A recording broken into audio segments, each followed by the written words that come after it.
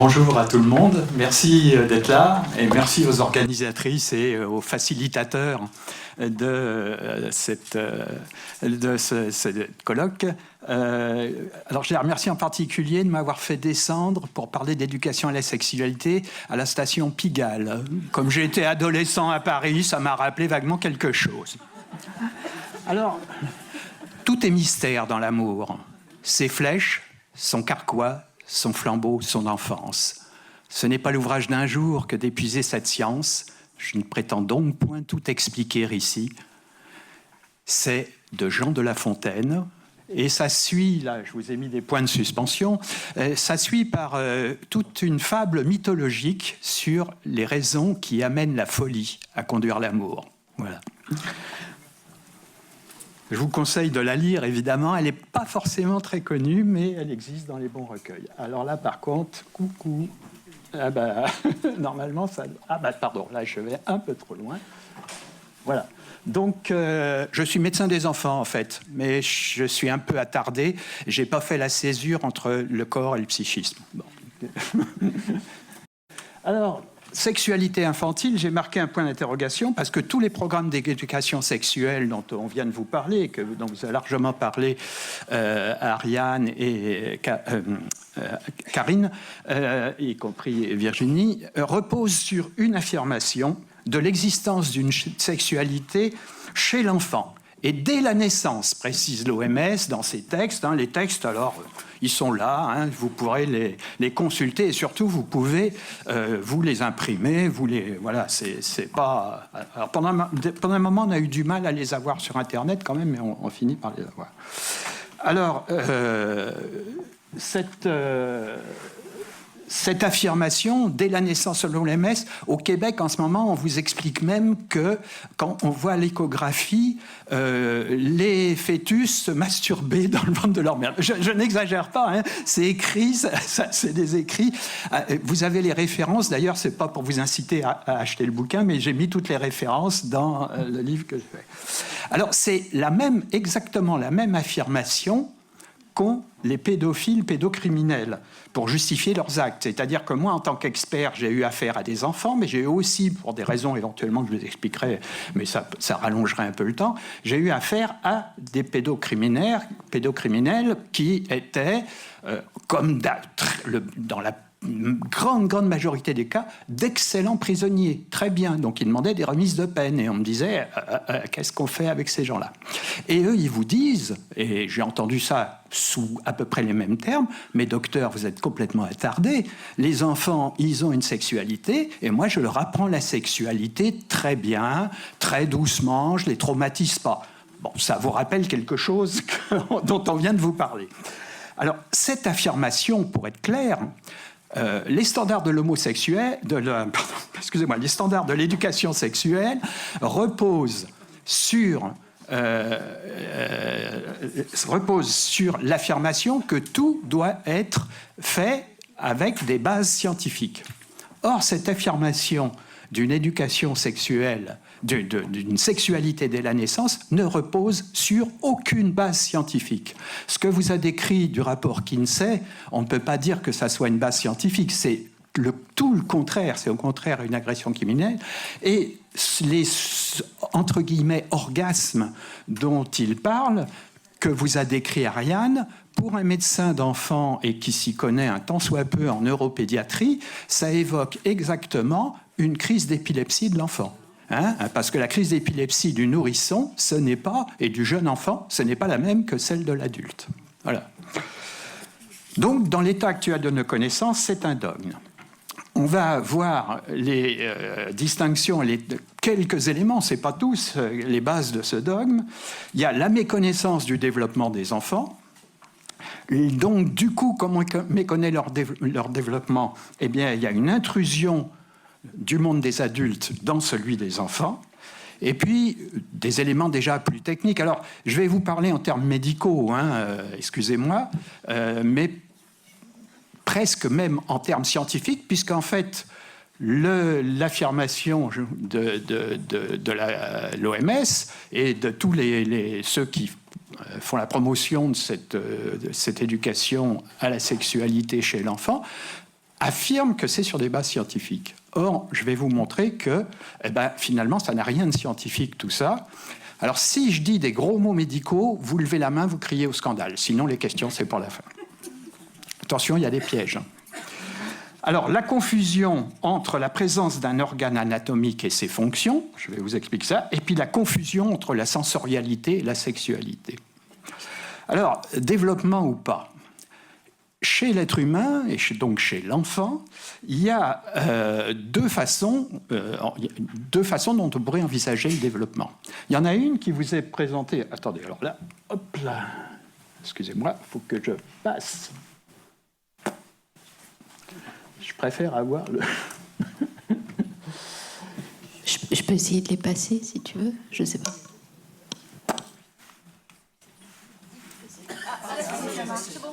Alors, oui, mais ça c'est bon, mais je voudrais arriver à la suivante. Excusez-moi. Oui. Voilà. En fait, actuellement, dans ce qui est présenté par l'OMS, c'est un mode de développement qui est très inhabituel, qu'on ne rencontre pas chez l'enfant. C'est l'idée qu'une fonction serait présente dès la naissance et qu'elle ne ferait que se présenter sous des modes différents suivant le développement de l'individu. On va reprendre ça un petit peu plus loin, vous allez voir. Ah bien, la sexualité suit-elle un mode de développement habituel, comparable aux autres secteurs du développement de l'enfant? La notion, avec en particulier la notion de prérequis, enfin, que je vais développer, qui est nécessaire à la mise en place de la fonction elle-même, la fonction, comme l'a dit Ariane, ne pouvant se faire qu'au terme d'une certaine maturation biologique et psychologique. Alors, les prérequis, qu'est-ce que c'est? Je vais vous le détailler un petit peu. Au cours du développement de l'enfant, il y a certaines acquisitions qui sont indispensables à l'émergence de la fonction mature. On les appelle des prérequis et ils ne peuvent pas être court-circuités. Qu'est-ce que c'est? Ces prérequis sont grandement fonction du développement neurologique et neuropsychologique de l'enfant, ainsi que de son environnement. Et ils sont peu influencés par l'apprentissage. Alors, je vous donne comme exemple la marche. La marche, on n'a pas besoin d'apprendre à marcher aux enfants. On peut les aider à développer la marche, mais on n'a pas besoin de leur apprendre à marcher. Par contre, ils ne peuvent pas marcher avant l'acquisition de certains prérequis, la tenue de l'axe vertébral, la motricité alternée. Tant que le système neurologique et neuropsychologique n'est pas mature, ils ne peuvent pas marcher. Et vous pouvez essayer d'apprendre à marcher un gamin de 6 mois, vous allez le faire tomber et vous n'allez que créer des traumatismes. Ça rappelle peut-être quelque chose. C'est la même chose au niveau du langage oral. Il faut bien sûr avoir des organes phonatoires et auditifs, mais il faut avoir un cerveau avec des stades, des aires linguistiques. Il faut avoir la communication qui se met en place. Alors je vous signale que dans le mode de développement, c'est d'abord la communication sans forcément de moyens bien évidents pour le bébé de communiquer, et puis ensuite le langage. Souvent, j'ai souvent entendu dire, une fois qu'il aura du langage, il pourra communiquer. Non, c'est dans l'autre sens que ça se passe. C'est d'abord la communication et ensuite le langage. C'est un peu le problème des enfants autistes. Alors, tout ça fait que... alors, les autres stades, pardon, elle vous en a parlé, Ariane vous en a parlé, c'est les stades de Piaget, les stades cognitifs. Et en particulier, le stade, ce qu'on appelle des opérations concrètes, que Piaget qui apparaît vers 6-7 ans. Le premier stade, les 2 premières années dans les stades du développement de Piaget et de ses élèves, c'était pendant les 2 premières années le stade sensorimoteur. Ça veut dire qu'on en est au stade où c'est les aspects sensoriels et les aspects moteurs, avec les interactions dont vous a parlé Ariane, qui modulent le développement de l'enfant. Et puis bien d'autres. Alors je mets hémoglobine parce que, par exemple, quand un bébé naît, il n'a pas la même hémoglobine. Il a une hémoglobine qui a été adaptée à sa vie fœtale. Elle va persister pendant 2-3 mois, c'est variable suivant les individus, et qu'ensuite il y a une autre hémoglobine. Donc je veux dire, tous ces stades de développement, tous ces prérequis, c'est en fait ça le mode de développement habituel d'un être humain. Alors on ne voit pas très bien pourquoi ça serait différent pour la sexualité, ou en tout cas, il faut inverser les rôles. Ça serait à l'OMS de nous donner les critères scientifiques qui font que ça ne se passe pas comme pour les autres stades, les autres secteurs du développement de l'enfant. Je suis un peu gêné, excusez-moi, parce que là, je vous ai squeezé une diapo et que j'ai un peu de mal là, avec cet engin. Voilà, ça c'est exactement, c'est l'illustration de ce que je vous disais. Alors, je parlais d'autre chose ici, c'est la confusion entre la présence d'un organe. Voilà, la présence d'un organe ou d'un groupe d'organes ou d'un groupe d'organes anatomiques, ça n'implique pas l'existence d'emblée de toutes les fonctions auxquelles ils pourront servir plus tard. Hein, voilà. Donc, ça reprend un peu ma diapo précédente. Le nouveau-né possède un cerveau, un larynx, mais il ne parle pas. Sa bouche sert à téter, ses cordes vocales à pleurer, c'est adapté à son âge. Le nouveau-né est équipé de jambes et de pieds, mais il ne marche pas. La motricité rudimentaire, on parlait de réflexes archaïques qui ne sont pas du tout archaïques, ils servent à téter, ils servent à se rapprocher du mamelon de la maman. Voilà. Autre confusion, donc, c'est la confusion entre la présence d'un organe et sa fonction. À la naissance, les organes génitaux des enfants, les organes génitaux externes, n'ont évidemment aucune fonction génitale. Ils ne peuvent pas produire des enfants eux-mêmes et ils n'ont aucune fonction sexuelle en fait. Leur principale fonction est l'élimination de l'urine. Alors je vais annuler certains, vous entendrez peut-être parler aussi de la possibilité d'érection spontanée de la verge des petits garçons. Elle est liée le plus souvent à l'envie d'uriner.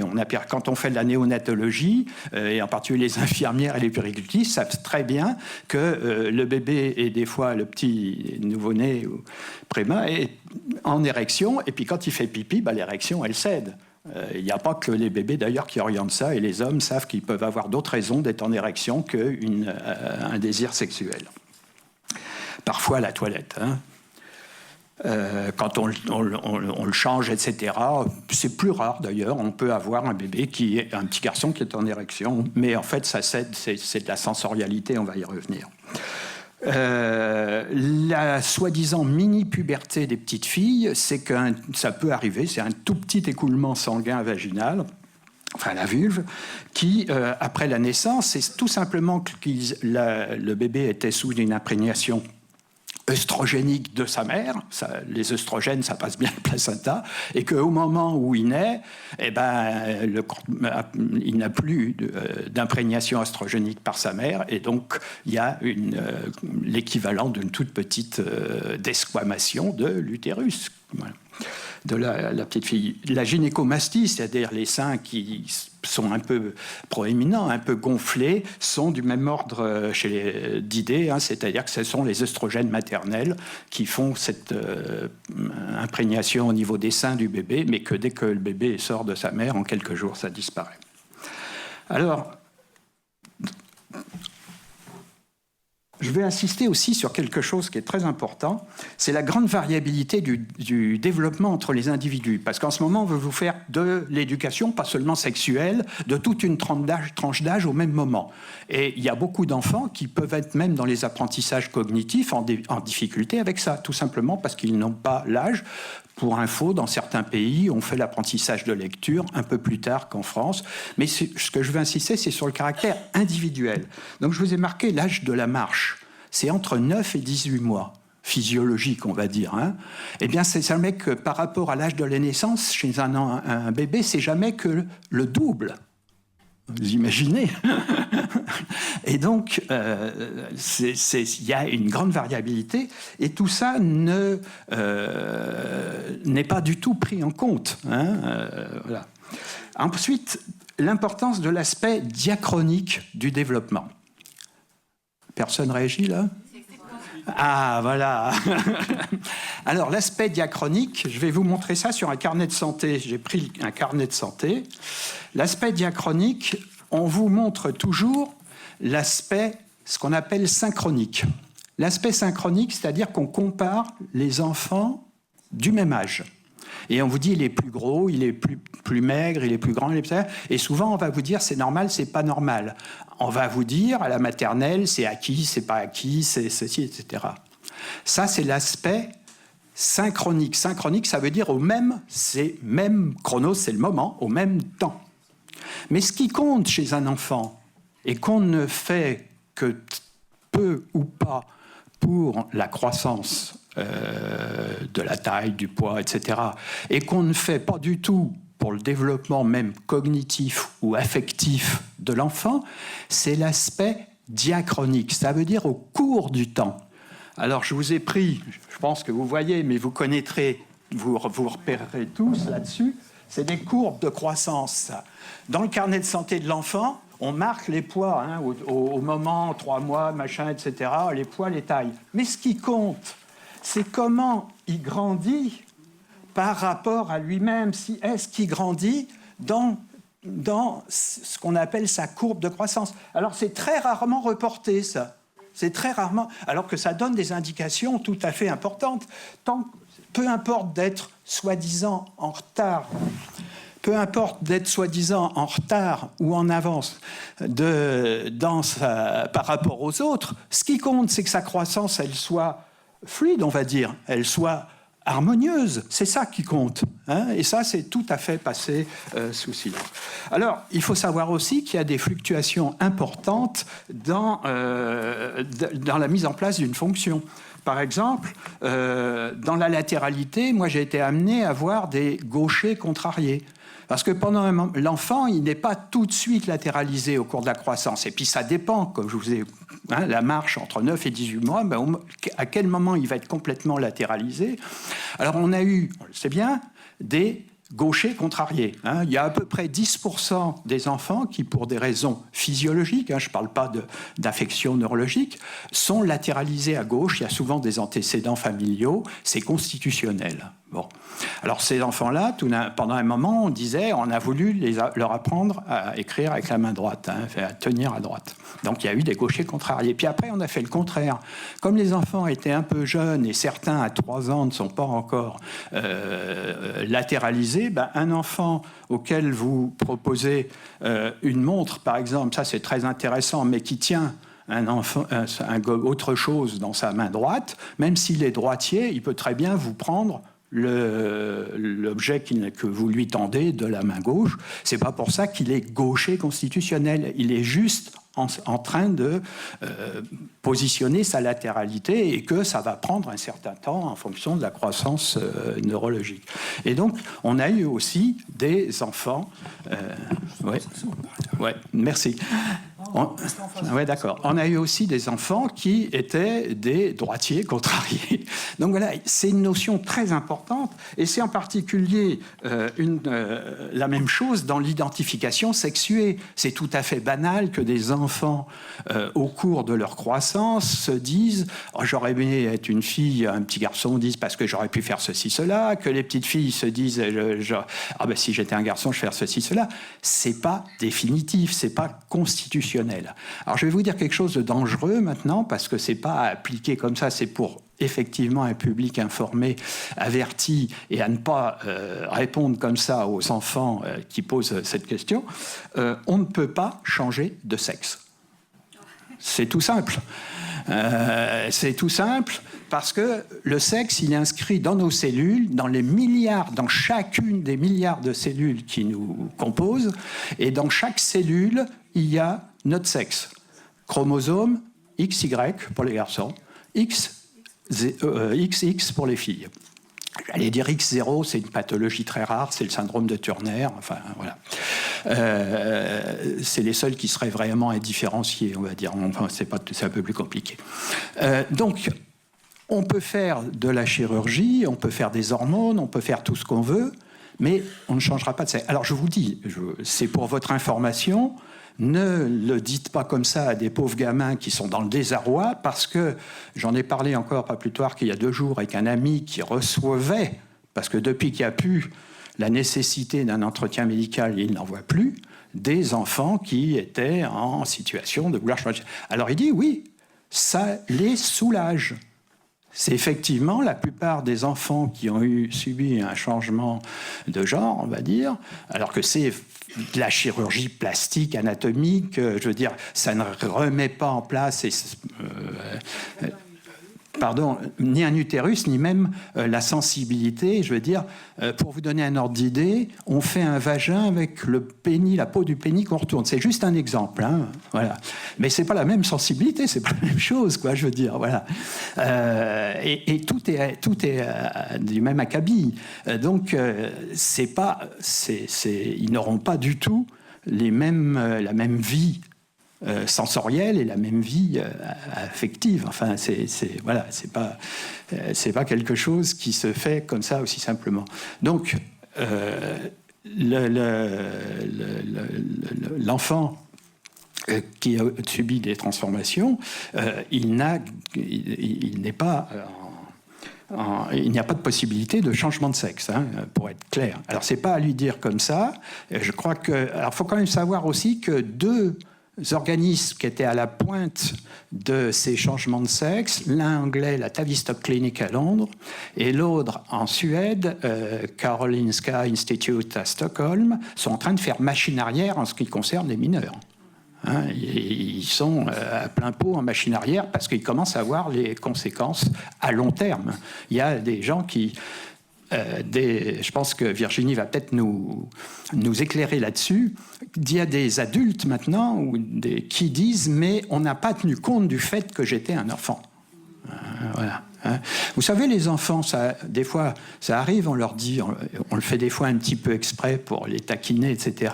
Et puis les enfants, on leur demande quelque chose qui n'est pas de leur âge, et puis ils vous regardent et ils disent « mais je suis pas un enfant, je suis un enfant. Hein, ça veut dire que je suis pas un adulte. Qu'est-ce que tu me demandes là, hein ?» Donc oui, je vous l'ai dit, il est clair quand même que c'est un soulagement à court terme. Hein, donc je veux dire, c'est compliqué ces histoires d'enfants. Alors, la sensorialité n'est pas la sexualité. Attendez, hop, il faut que je suive.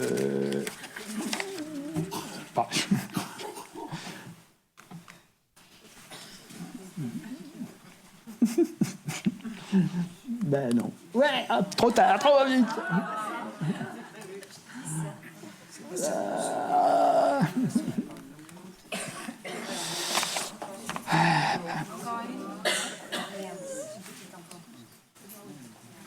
Faut le temps qu'ils réagissent, hein. Voilà. Non. C'est dans l'autre sens. C'est raté. Voilà. Alors, il y a des zones qui sont particulièrement sensibles et centres d'intérêt préférentiel chez l'enfant au cours du développement. La bouche, et je vais mettre la bouche et les fesses et l'anus. En fait, le fait pipi. Les enfants, quand ils sont jeunes, ils parlent de fait pipi. Ce qui les intéresse, c'est ça, c'est pipi-caca. Hein, pour être clair, il suffit d'en avoir. Caca-boudin, ça reste quelque chose de... et ça, on retrouve les stades de Freud. Alors, je suis ni freudien ni psychanalyste, j'ai quelques connaissances dans le domaine quand même, mais je pense très sincèrement que Freud pensait en termes développementaux quand il a dit ça. Hein, il n'a pas dit jamais, comme vous l'a dit Ariane, qu'il fallait faire une éducation à la sexualité des enfants. Et sa fille, Anna Freud, que je connais un tout petit peu plus parce que je dirais que ça m'intéressait comme plus directement, qui a beaucoup travaillé sur les rapports entre l'éducation et la sexualité, elle n'a jamais dit qu'il fallait faire une éducation sexuelle des jeunes enfants. Si on leur avait posé la question, je pense que ça les aurait abasourdis, et que ce qu'ils appelaient la scène primitive, hein, c'est-à-dire la représentation d'un coït, était pour Freud et sa fille un traumatisme violent auprès d'un enfant quand même. Hein, voilà. Si jamais je me trompe, Ariane va corriger le tir, mais je ne pense pas elle pourra illustrer tout ça, elle l'a déjà fait un peu. Alors, je vous ai mis la peau et le toucher parce que Freud n'en parle pas, mais il y a quelqu'un qui en a beaucoup parlé, un autre psychanalyste qui s'appelle Didier Anzieux, qui a parlé du moi-peau. Hein, il a fait un livre qui s'appelle Le Moipeau et qui est très intéressant sur la conception de l'enveloppe corporelle et comment on développe parce que la notion d'enveloppe corporelle, elle n'est pas présente chez le nouveau-né. Hein, c'est quelque chose qui se développe petit à petit. Alors, je vous ai marqué la découverte de son propre corps, la masturbation enfantine précoce. Allez voir les textes, elle a été prude, si je peux dire, Ariane. C'est marqué, il y a dans les 0-4 ans, la découverte de son propre corps, la masturbation enfantine précoce. Alors là, en fait, on voit que on utilise déjà des termes de la sexualité adulte. Puisque, en fait, qu'est-ce que se fait un bébé plus tard? C'est du trupotage, hein, pas forcément facile d'ailleurs avec la couche, qu'il y a aussi des facteurs d'ailleurs de prurite quand on a une couche, voire quand on a des oxyures, et que il y a plein de facteurs physiologiques ou un peu moins physiologiques, mais tout à fait médicaux, qui fait qu'un bébé peut se frotter à l'endroit des organes génitaux, mais jamais, au grand jamais, il ne va aboutir tout seul à une sexualité du mode enfant, c'est-à-dire une masturbation qui aboutirait à une éjaculation ou à ce qu'on vous dit d'orgasme. J'ai été confronté, je ne suis pas le seul d'ailleurs, j'ai fait il y a l'année dernière un topo pour des éducateurs de protection de l'enfance, à leur demande, hein, de la Paris-Est, qui avaient été confrontés à la même chose que moi, des fellations entre petits garçons dans les toilettes d'une moyenne section d'école maternelle. Mais c'est évident que c'était de la sexualité d'adulte qui était venu, parce qu'on va vous dire, quand on vous dit il faudrait des critères scientifiques, on va dire, si on vous dit, ah bah si, ils ont une sexualité, ils se font des fellations dans les toilettes, la réponse est quand même, comment ont-ils, est-ce que c'est venu d'eux-mêmes? Non. Il y a un enfant qui est devenu un leader, du coup, qui avait été témoin, d'une manière ou d'une autre, et de cette possibilité. Hein. Alors, il y a d'ailleurs d'autres sens que là dont je n'ai pas parlé, mais parce qu'il peut y avoir des confusions aussi du même ordre, mais ils sont moins utilisés dans les confusions, je dirais. C'est en particulier l'audition et l'olfaction. Hein. C'est aussi des sens qui sont en jeu pendant les toutes premières semaines et premiers mois d'un bébé, mais c'est fait là aussi pour exprimer la tendresse, pas pour exprimer la sexualité de la mère ou du bébé. Voilà. Un petit rappel quand même à propos de l'anatomie et la physiologie. Hop là, oui, voilà. Les hormones sexuelles, c'est quand même un des déterminants de la croissance et du développement de l'enfant. Il y a des hormones sexuelles juste après la naissance, parce qu'elles viennent en particulier de la mère, hein, je parle de testostérone ou estrogène, et en fait, c'est très très bas jusque la pré-puberté. Hein, avant, on a des moyens maintenant pour la tester. Avant, on pensait même que c'était intestable, immesurable, tellement c'était faible. Et puis tout d'un coup, ça remonte. Et ça remonte au moment des débuts de la puberté, sous l'influence du cerveau. C'est toujours là. C'est la base de notre cerveau qui détermine tout ça dans ce qu'on appelle la chronobiologie. Chronobiologie, c'est très important. On n'en parle pas souvent, jamais. C'est le fait que certaines choses sont liées au temps. Les enfants, ils ne dorment pas une nuit comme ça. Ils ont des cycles de sommeil, vous aussi d'ailleurs. Mais ils ont des cycles d'environ 3/4 d'heure. La chronobiologie, c'est le fait que la lumière n'est pas la même à certaines périodes de l'année qu'à d'autres. Je vous signale d'ailleurs que vous vivez en ce moment sur l'heure solaire de Berlin. Depuis la Seconde Guerre mondiale. Qu'on avance éventuellement d'1 heure comme les Allemands, mais en fait, même en hiver, vous êtes à l'heure de Berlin. Alors que j'ai eu pendant un moment une fille qui travaillait en Angleterre, moi j'étais en Bretagne, et donc en fait, on aurait dû être exactement sur le même fuseau horaire, elle était dans la banlieue de Londres, et ben non, il fallait changer d'heure pour... Alors, il faut savoir aussi que les organes génitaux de l'enfant, ce n'est pas les mêmes que les organes génitaux de l'adulte. Chez le garçon, c'est évident parce qu'ils sont extériorisés, la verge grossit, les testicules grossissent. Je parle des organes, des caractères sexuels primaires. Après, il va y avoir le secondaire, la barbe, etc. Mais même chez la petite fille, il y a une orientation. Bien sûr que la vulve change de configuration. Il y a la poussée de ce qu'on appelle les petites lèvres. Il y a une petite poussée du clitoris. Les grandes lèvres aussi prennent un peu plus de... Et tout s'oriente vers l'avant. Alors ça, c'est pas décelable comme ça. Enfin, je veux dire, c'est à la vue, on ne fait pas attention. Quand on est parent d'un enfant, on ne fait pas attention à ça. La vulve s'oriente vers l'avant et la position du vagin. Puis après, il y a effectivement l'utérus, les ovaires, etc. qui commencent. Les ovaires, chez les testicules et les ovaires ne commencent à produire des gamètes qu'à partir de la puberté, pas avant. Hein. Alors, on parle de reproduction, mais quand même. Et puis donc le reste du corps, je vous ai parlé des caractères voilà. Alors, je n'espère pas trop en retard pour laisser de la parole à... Voilà. Alors, en fait, là,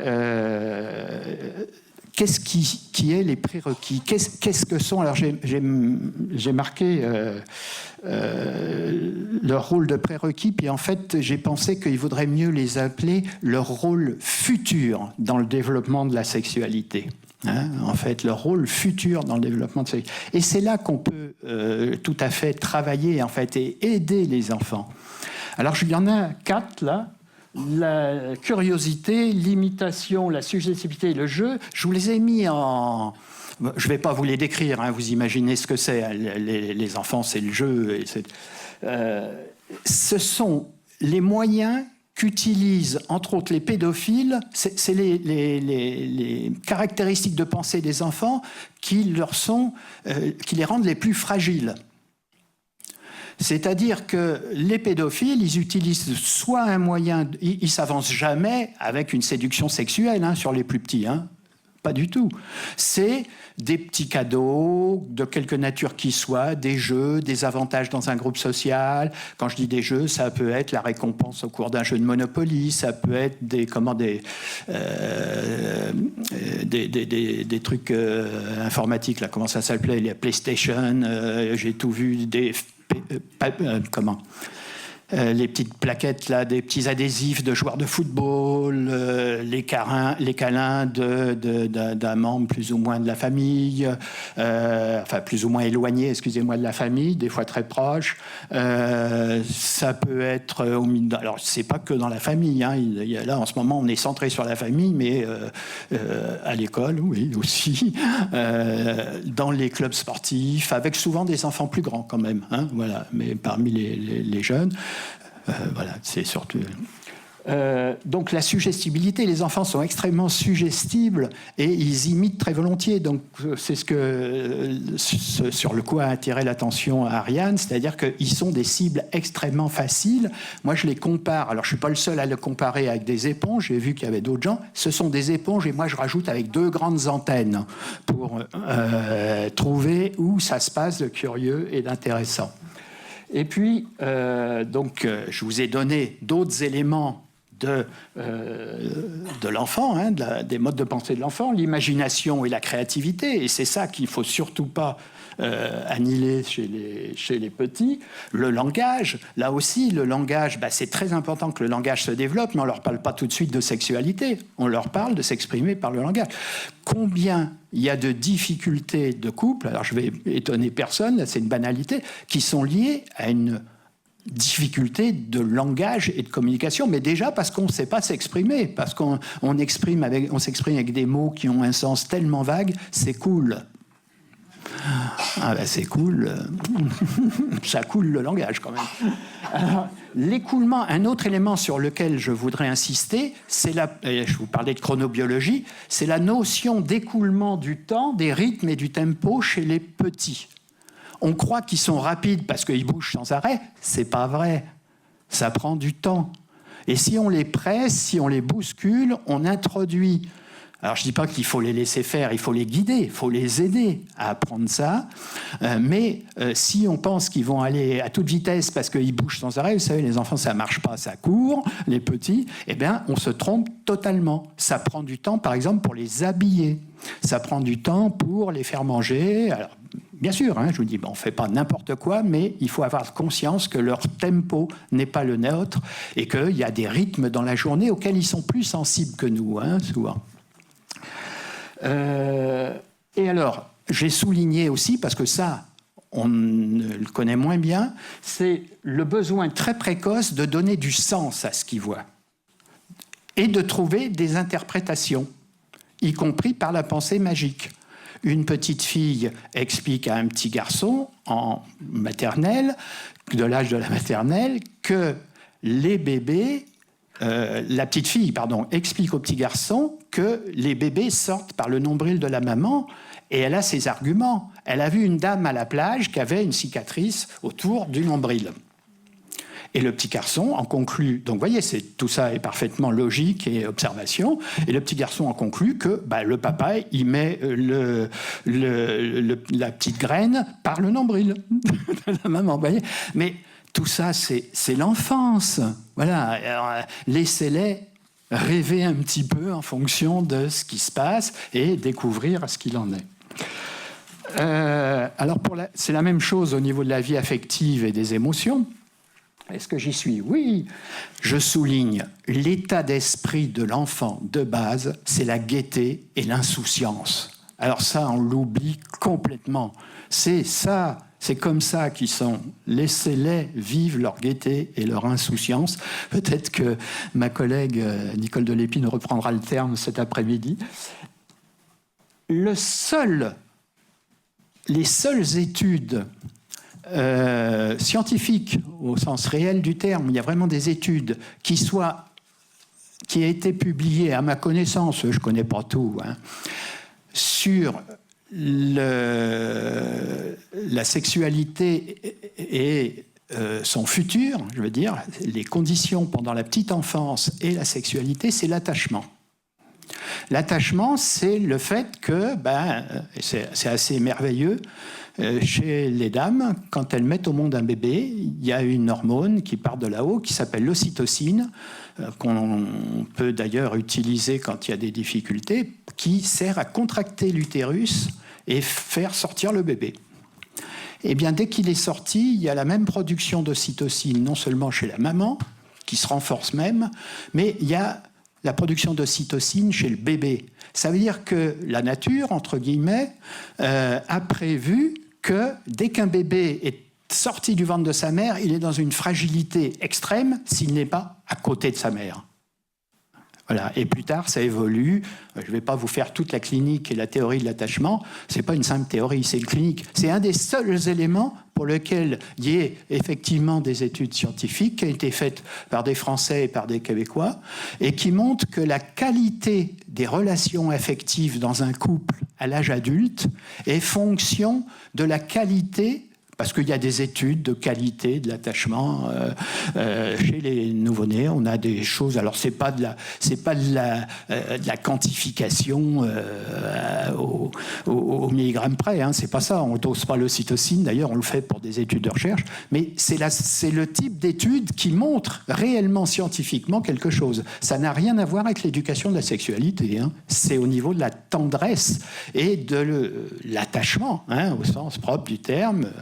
Et après que la prise d'autonomie de l'enfant. Régis, il te reste 10 minutes. Eh bien, très bien. Alors, le reste, c'est tous des éléments sur lesquels on peut travailler avec les enfants pour les aider au développement. C'est pareil, là, prérequis, c'est peut-être un mot un peu trop technique. C'est leur rôle futur. Je préférerais dire ça, voilà, leur rôle futur dans la sexualité. Donc, en particulier, la timidité et la pudeur. Bien sûr qu'on peut travailler, mais les enfants à 2-3 ans, ils n'ont pas de pudeur du tout. Et ils ne peuvent pas avoir de pudeur parce qu'ils ne se représentent pas du tout ce qu'est la sexualité. Ils sont contents de leur corps, etc. L'empathie et le respect d'autrui, c'est ça qu'on peut travailler. en particulier chez les petits et chez les enfants du primaire. Et je ne fais qu'appuyer ce qu'a dit Ariane. J'ai eu, moi, dans mon travail, à faire des groupes d'éducation, alors on va dire, on les appelait les groupes des Don Juan. C'était dans un CESAD, un service d'éducation et soins à domicile, des enfants qui avaient des troubles neurodéveloppementaux, chez des précollégiens, enfin chez les collégiens, prépuberté, et chez des lycéens, puberté. Eh bien, c'était des groupes de 5 à 6 de garçons qui étaient volontaires, puisque la question qui se posait, c'est qu'ils étaient entourés par des femmes, des jeunes femmes, etc. On leur faisait des groupes d'aide à la socialisation, et que eux, ce qui les intéressait, c'était de savoir comment on allait pouvoir séduire une fille. Et bien, ils étaient volontaires, et en plus, on l'a fait en collaboration avec leurs parents. C'est-à-dire que c'était un nombre de séances déterminé, 6-8, et que la dernière, bien sûr je n'ai pas dévoilé l'intimité de ces jeunes garçons, mais les parents parce que c'est vrai que les parents ont envie de déléguer ça. C'est pas facile pour des parents, puis ça peut leur paraître un peu incestueux, aux garçons aussi d'ailleurs. Hein. Je parle pas des filles parce que c'est pas à moi qu'on avait demandé pour les filles, puisqu'il y avait plein de femmes qui ont pu faire. Il y a beaucoup moins de filles d'ailleurs qui ont des troubles neurodéveloppementaux que des garçons. Et donc la dernière séance était faite avec les parents. Donc les parents ont été rassurés. On ne leur cachait pas des trucs et ils savaient un petit peu quels sont les sujets qu'on avait abordés sans qu'ils aient, finalement, ça diminue considérablement l'anxiété, la crainte des parents et ce qu'ils peuvent faire en croyant bien faire et qui n'est pas forcément adéquat. Voilà, conclusion. Eh ben, les enfants... Alors, attendez, il faut que...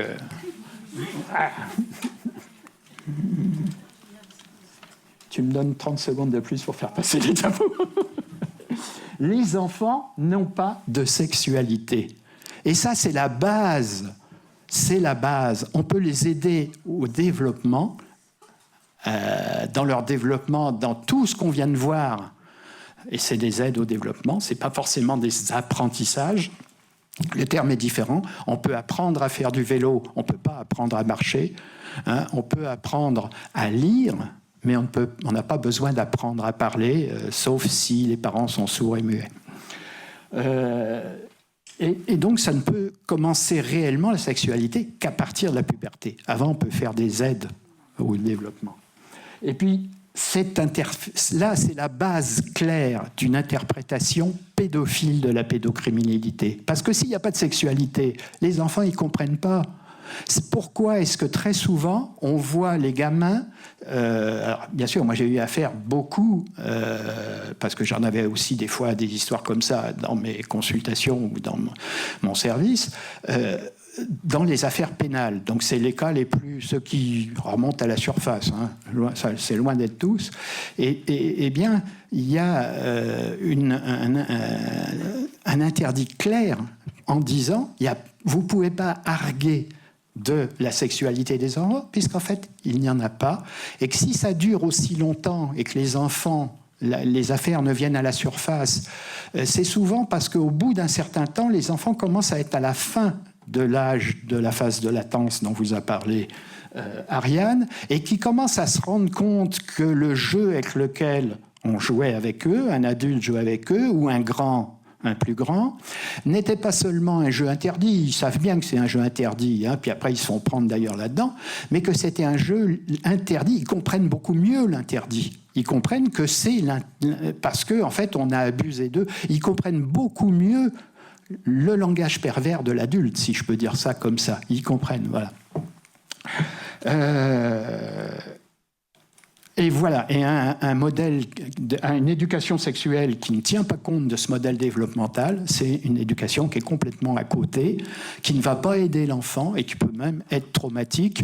Et quand vous avez peut-être entendu parler de cet exemple d'un enfant dans une classe de CM1 ou CM2, je ne sais plus, à Saint-Étienne, où il y avait il y avait une cours d'éducation sexuelle, des enfants de 10 ans, 9-10 ans, auxquels on leur avait fait mettre des fiches, des petits bulletins dans une urne où ils posaient des questions. Et un gamin avait mis une fiche, on peut faire je fais vite, hein, on peut faire le zizi dans les fesses. Eh bien, l'infirmière chargée de ça a dit oui, on peut faire le zizi dans les fesses et d'autres choses qui n'avaient rien à voir avec la sexualité de l'enfant. Mais en fait, elle n'a pas du tout compris. Et elle n'a pas du tout été un professionnel de santé. La question à se poser à ce moment-là, c'est où a-t-il appris ça ? Comment sait-il que c'est un enfant en danger ? C'est un enfant fragile. Non, on lui a dit, ouais, c'est vrai. Voilà, donc pour reprendre l'an dernier les critères scientifiques, oui, presque. Voilà, il n'y a pas du tout d'évaluation scientifique, mais alors ça, l'éducation nationale a l'habitude. Hein. Ils ont une idée géniale, ils l'appliquent partout. Bon, il n'y a pas eu d'évaluation. Les adultes, on en a déjà parlé, ne peuvent pas se décharger sur l'enfant de ses propres protections. Et il y a des questions donc que les professionnels ont à se poser. Voilà. Merci de votre attention. Si j'arrive. Il faut aimer. Ah, je suis allé un peu vite.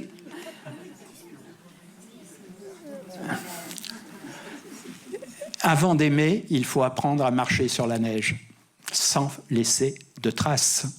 Donc c'est ça, en fait, qui devrait nous guider pour l'éducation de nos enfants. Et donc, ce n'est pas directement au niveau de la sexualité. Voilà, je vous ai fait un petit peu d'adultomorphisme, comme on le faisait avant. Alors ça, c'est le jeu du docteur, c'est pas de l'adultomorphisme, ça, c'est effectivement la curiosité des enfants, en utilisant, si on peut aller un peu plus loin, mais voilà. Vous voyez, avant, on pouvait représenter les enfants avec une tête d'adulte. Ben là, c'est un peu ce qu'on est en train de faire. Si je vous passe un petit peu la suite, voilà. Hein ? Et voilà aussi l'intelligence des bébés. Mais ils ont des compétences dans des conditions très particulières, etc. Et tout. Mais ils n'ont pas besoin de cette hyper-pression de développement cognitif qu'on leur impose et qu'on impose aux parents. Je ne mets pas les parents en cause parce qu'ils subissent une pression terrible. Et ça, voilà, un petit peu plus loin. Nati per leggere, ça veut dire ils sont nés pour lire. Maintenant, ils sont nés pour développer leur langage dans une communication. Et une fois qu'ils auront du langage oral et tout ça dans un climat affectif, etc., ils vont se mettre à lire. Vous allez pouvoir leur apprendre à lire, mais pas avant. Voilà. Je signale un autre livre qui est très intéressant, qui est très ancien déjà, mais je veux dire, c'est pas nouveau. Hein. Merci Ariane de nous avoir fait l'historique et merci Virginie de nous avoir rappelé ça aussi. C'est pas nouveau et je n'ai pas là la couverture d'un livre de quelqu'un qui s'appelle François Taillandier et qui s'appelle « Les parents lâcheurs ». Alors, il ne faut pas comprendre les parents lâcheurs, il faut comprendre les adultes lâcheurs. Et ça aussi, il témoignait, mais alors c'est un bouquin qui a au moins 15 ou 20 ans, et qui témoigne du fait que on est plutôt abandonnique par rapport à nos enfants. Voilà, merci beaucoup de votre attention.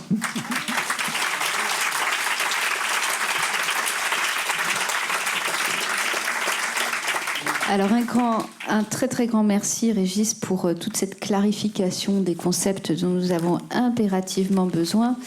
Je voudrais insister sur le fait que si un enfant paraît sexualisé, c'est qu'il a subi des choses. Et c'est un des critères que nous avons en expertise judiciaire précisément. Je vais laisser un tout petit peu la parole à Virginie qui avait un commentaire. Régis, reste parce qu'on a une petite question. Après, on passera à l'intervention d'Amandine Lafargue et après, on ouvrira aux questions. Oui, merci beaucoup. Là, tout est clair sur les phases de développement et les liens avec la maman. Et ce qui m'interroge, c'est une petite aparté sur les utérus artificiels. Quand on voit le développement de l'enfant et son rapport, voilà, ça serait compliqué. Vous parliez tout à l'heure des mutilations avec le changement de genre et vous posiez la question concernant le droit applicable, notamment pour les enfants qui deviennent adultes et qui se rendent compte que ce n'est pas ce qu'ils auraient voulu. Donc il y a bien une démonstration de l'absence de maturation. Ils n'ont pas pu donner donc leur consentement. On se retrouve toujours avec cette question de consentement. Je voulais dire qu'on avait une flopée de textes en fait sur le respect de l'intégrité physique et psychique. Et les plus élevés dans la pyramide des normes juridiques sont le bloc constitutionnel. On a tout de même le Conseil constitutionnel qui a fondé la sauvegarde de la dignité de la personne humaine contre toute forme d'asservissement et de dégradation sur le premier alinéa du préambule de la Constitution de 1946. Au lendemain de la victoire remportée par les peuples libres sur les régimes qui ont tenté d'asservir et de dégrader la personne humaine, le peuple français proclame à nouveau que tout être humain, sans distinction de race, de religion ni de croyance, possède des droits inaliénables et sacrés. Vous avez également la Convention relative aux droits de l'enfant qui vous dit que dans toutes les décisions qui concernent les enfants, qu'elles soient les faits des institutions publiques ou privées de protection sociale, tribunaux, autorités administratives, organes législatifs, l'intérêt supérieur de l'enfant doit être une considération primordiale. Vous avez l'article 37 qui vous dit « Les États partis veillent à ce que nul enfant ne soit soumis à la torture ni à des peines ou traitements cruels, inhumains ou dégradants ». Vous avez la Charte des droits fondamentaux de l'Union européenne, l'article 1er, dignité humaine. La dignité humaine est inviolable. Elle doit être respectée, protégée. Article 3.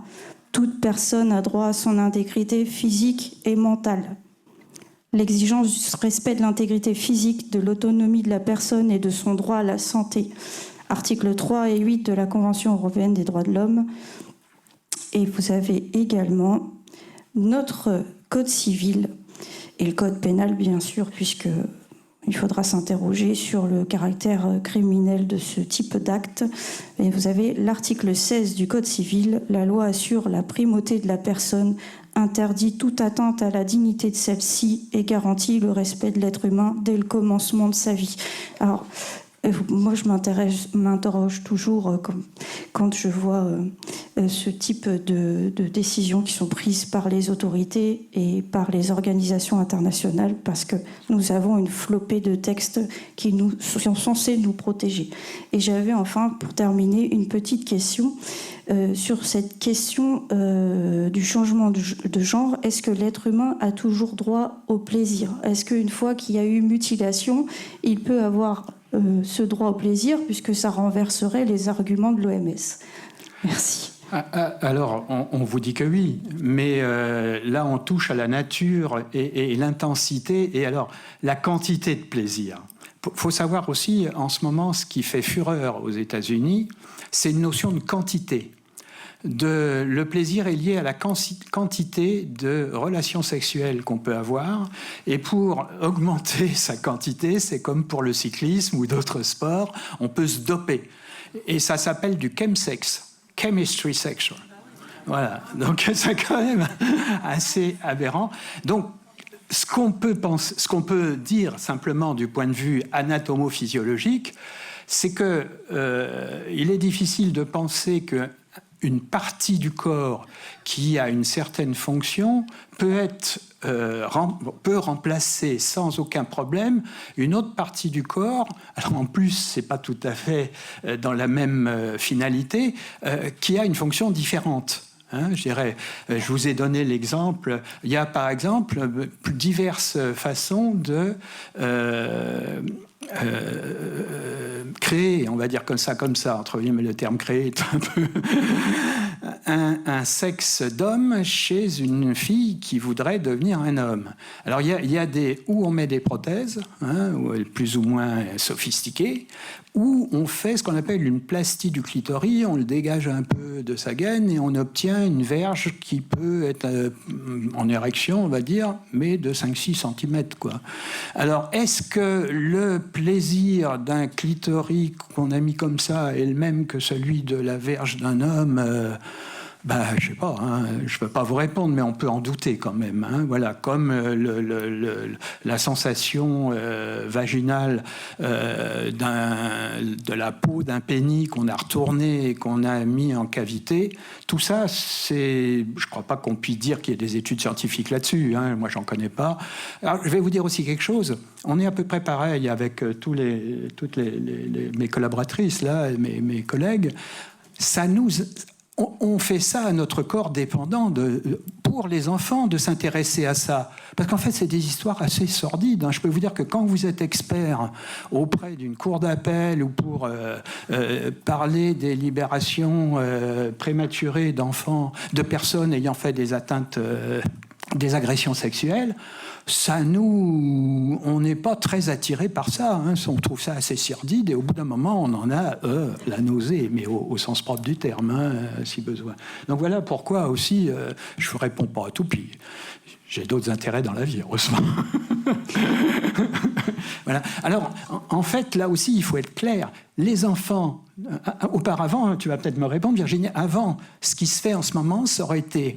je dis, c'est pas pour retourner en arrière, c'est pas ça, mais pour vraiment comprendre ce qui se passe. Ça aurait été la chirurgie chez les enfants, ça aurait été coups et blessures volontaires sur mineurs par personne ayant autorité. Je me trompe pas, hein? Merci. Merci, Régis. Donc les enfants ne peuvent pas donner. Les enfants n'ont pas de sexualité parce qu'ils n'ont pas les moyens d'avoir une sexualité. Et ils ne peuvent pas donner leur consentement parce qu'ils n'ont pas les moyens de consentir. Voilà, merci, merci. Je passe directement la parole, parce qu'on est très en retard, à Amandine Lafargue, psychologue clinicienne, psychologue sociale et des organisations du travail, psychothérapeute et psychanalyste, et également régulièrement expert auprès du tribunal, et avec laquelle j'écris plusieurs livres, dont Psychopathologie de la pédophilie en 2013, qui a été réédité chez Duno. Amandine va nous parler du sujet suivant: faire preuve d'inventivité clinique face au caractère inédit des troubles psychiques infantiles. Alors bonjour à tous, et je crois qu'on est en train de chercher mon PowerPoint. Je vous ai fait des petites surprises un peu rigolotes. Alors je vais vous dire bonjour à tous. Je vais peut-être mettre des lunettes, parce qu'on vieillit. Voilà, c'est beaucoup mieux. Je vous remercie d'être venus, parce qu'on n'imagine pas quand on voit une salle comme ça que vous êtes tous venus un par un. C'est incroyable. Et voilà, tous pour venir nous écouter et à tisser ce maillage de sens.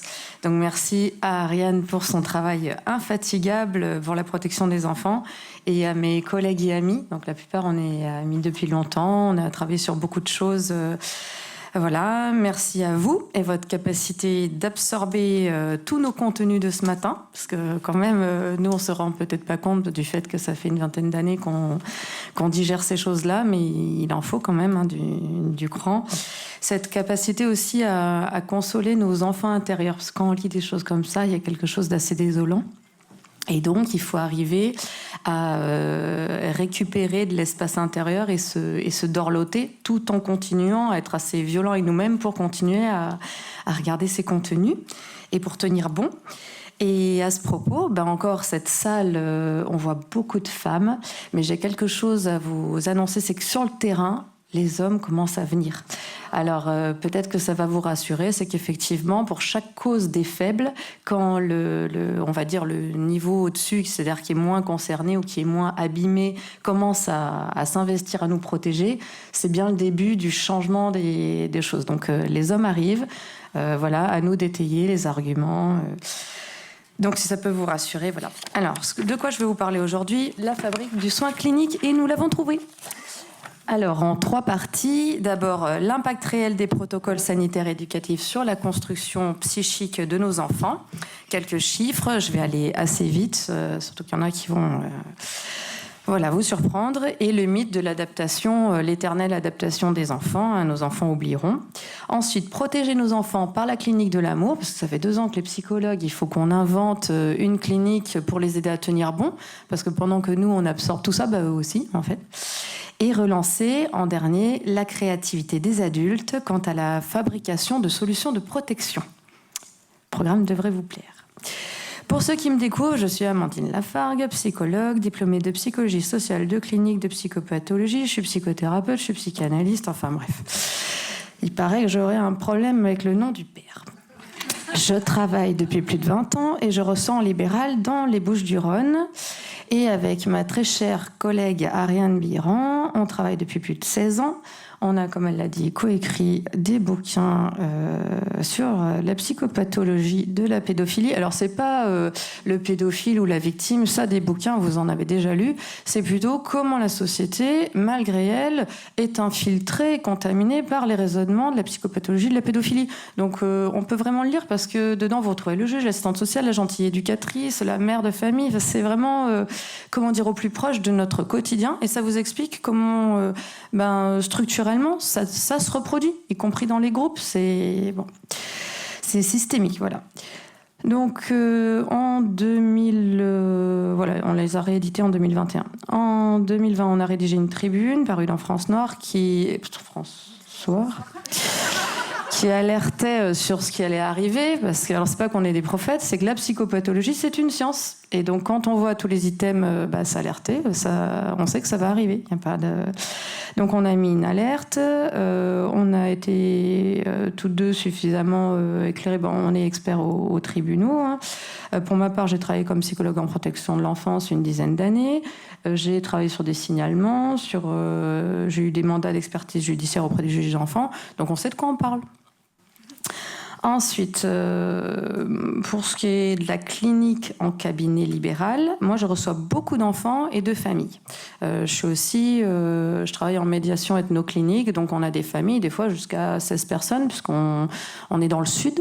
Alors je ne sais pas comment ça se passe ailleurs, mais il y a des familles de Comoriens, de Gitans, alors si en plus on fait venir la belle famille, ça fait du monde. Et depuis 2 ans, on remarque que la situation des enfants se dégrade vraiment, c'est toujours de plus en plus inquiétant. Ça fait 2 ans qu'on alerte. Et les parents nous amènent donc les enfants. Au départ, c'est assez anodin la manière dont ils nous amènent. Voilà. C'est pour des crises de nerfs. Ah oui, il faudrait peut-être avancer les slides, pardon. Excusez-moi.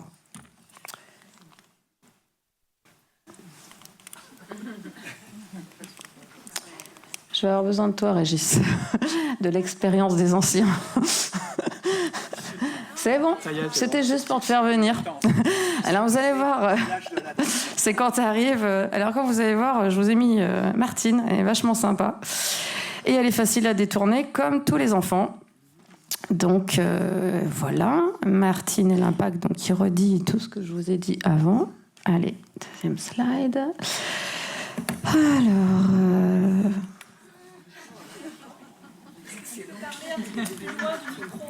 Je crachote.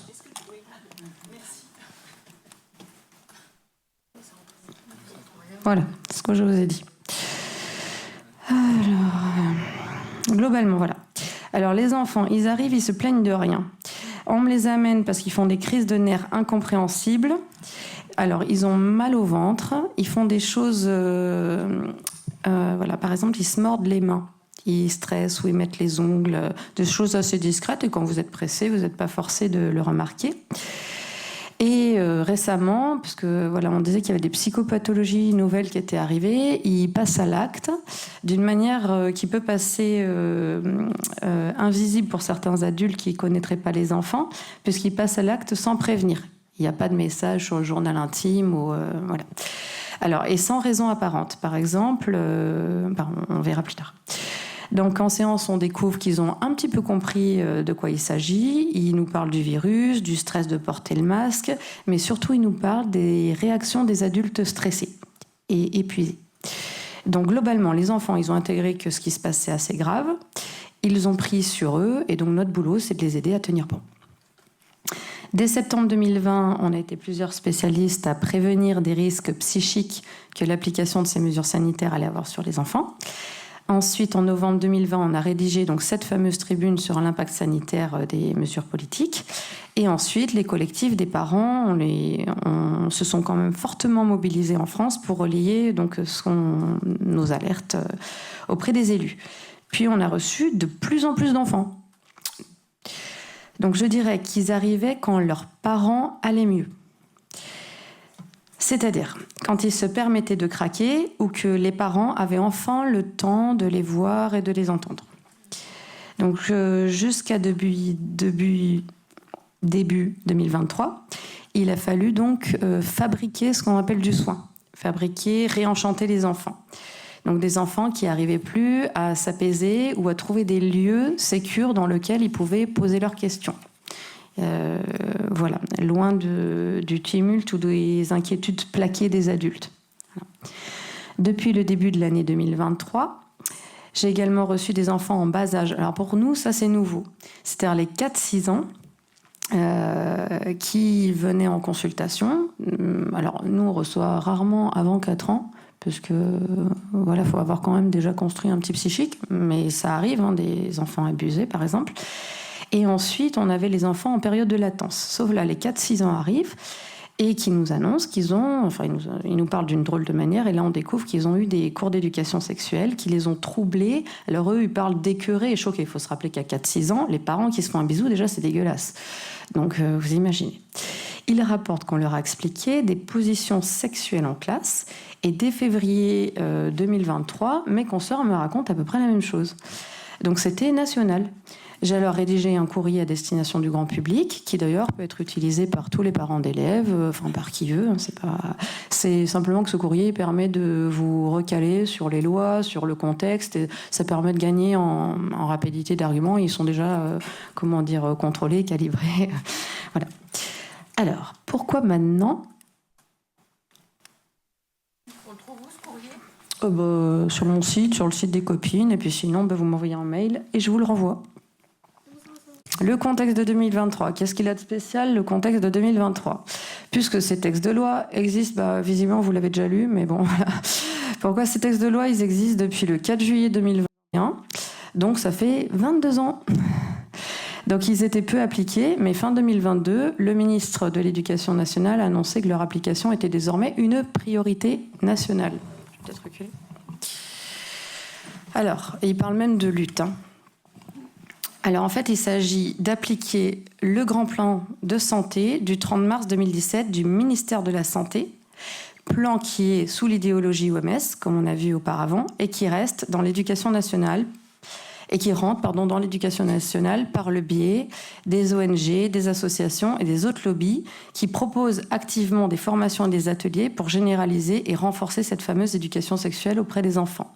Donc souvent, ce qui se passe, c'est... comme on a vu des fois les institutrices ou les psychologues ou les infirmiers qui font le cours, mais souvent comme c'est un peu stressant pour ce personnel-là de faire les cours eux-mêmes et qui voient bien qu'il y a quelque chose qui tourne pas rond dans ce qu'on leur demande de dire, et puis pour celles qui s'y sont risquées, vous avez vu ce qu'elles s'entendent, donc ils vont faire venir une association qui elle prétend mieux savoir. D'ailleurs, si vous voyez les vidéos qu'on a eu d'extraits de ces cours, il y a des fois même pas la maîtresse ou les fonds de la classe, et on voit l'enfant qui cherche un petit peu sa sécurité, ou l'adulte qui était garant de sa sécurité avant, qui dit mais qu'est-ce qui se passe ? Voilà. Donc nous on dénonce ces textes depuis 2017, et donc l'impact... C'est bon. L'impact psychique réel sur la santé des enfants. Alors on reprend sur l'état des enfants.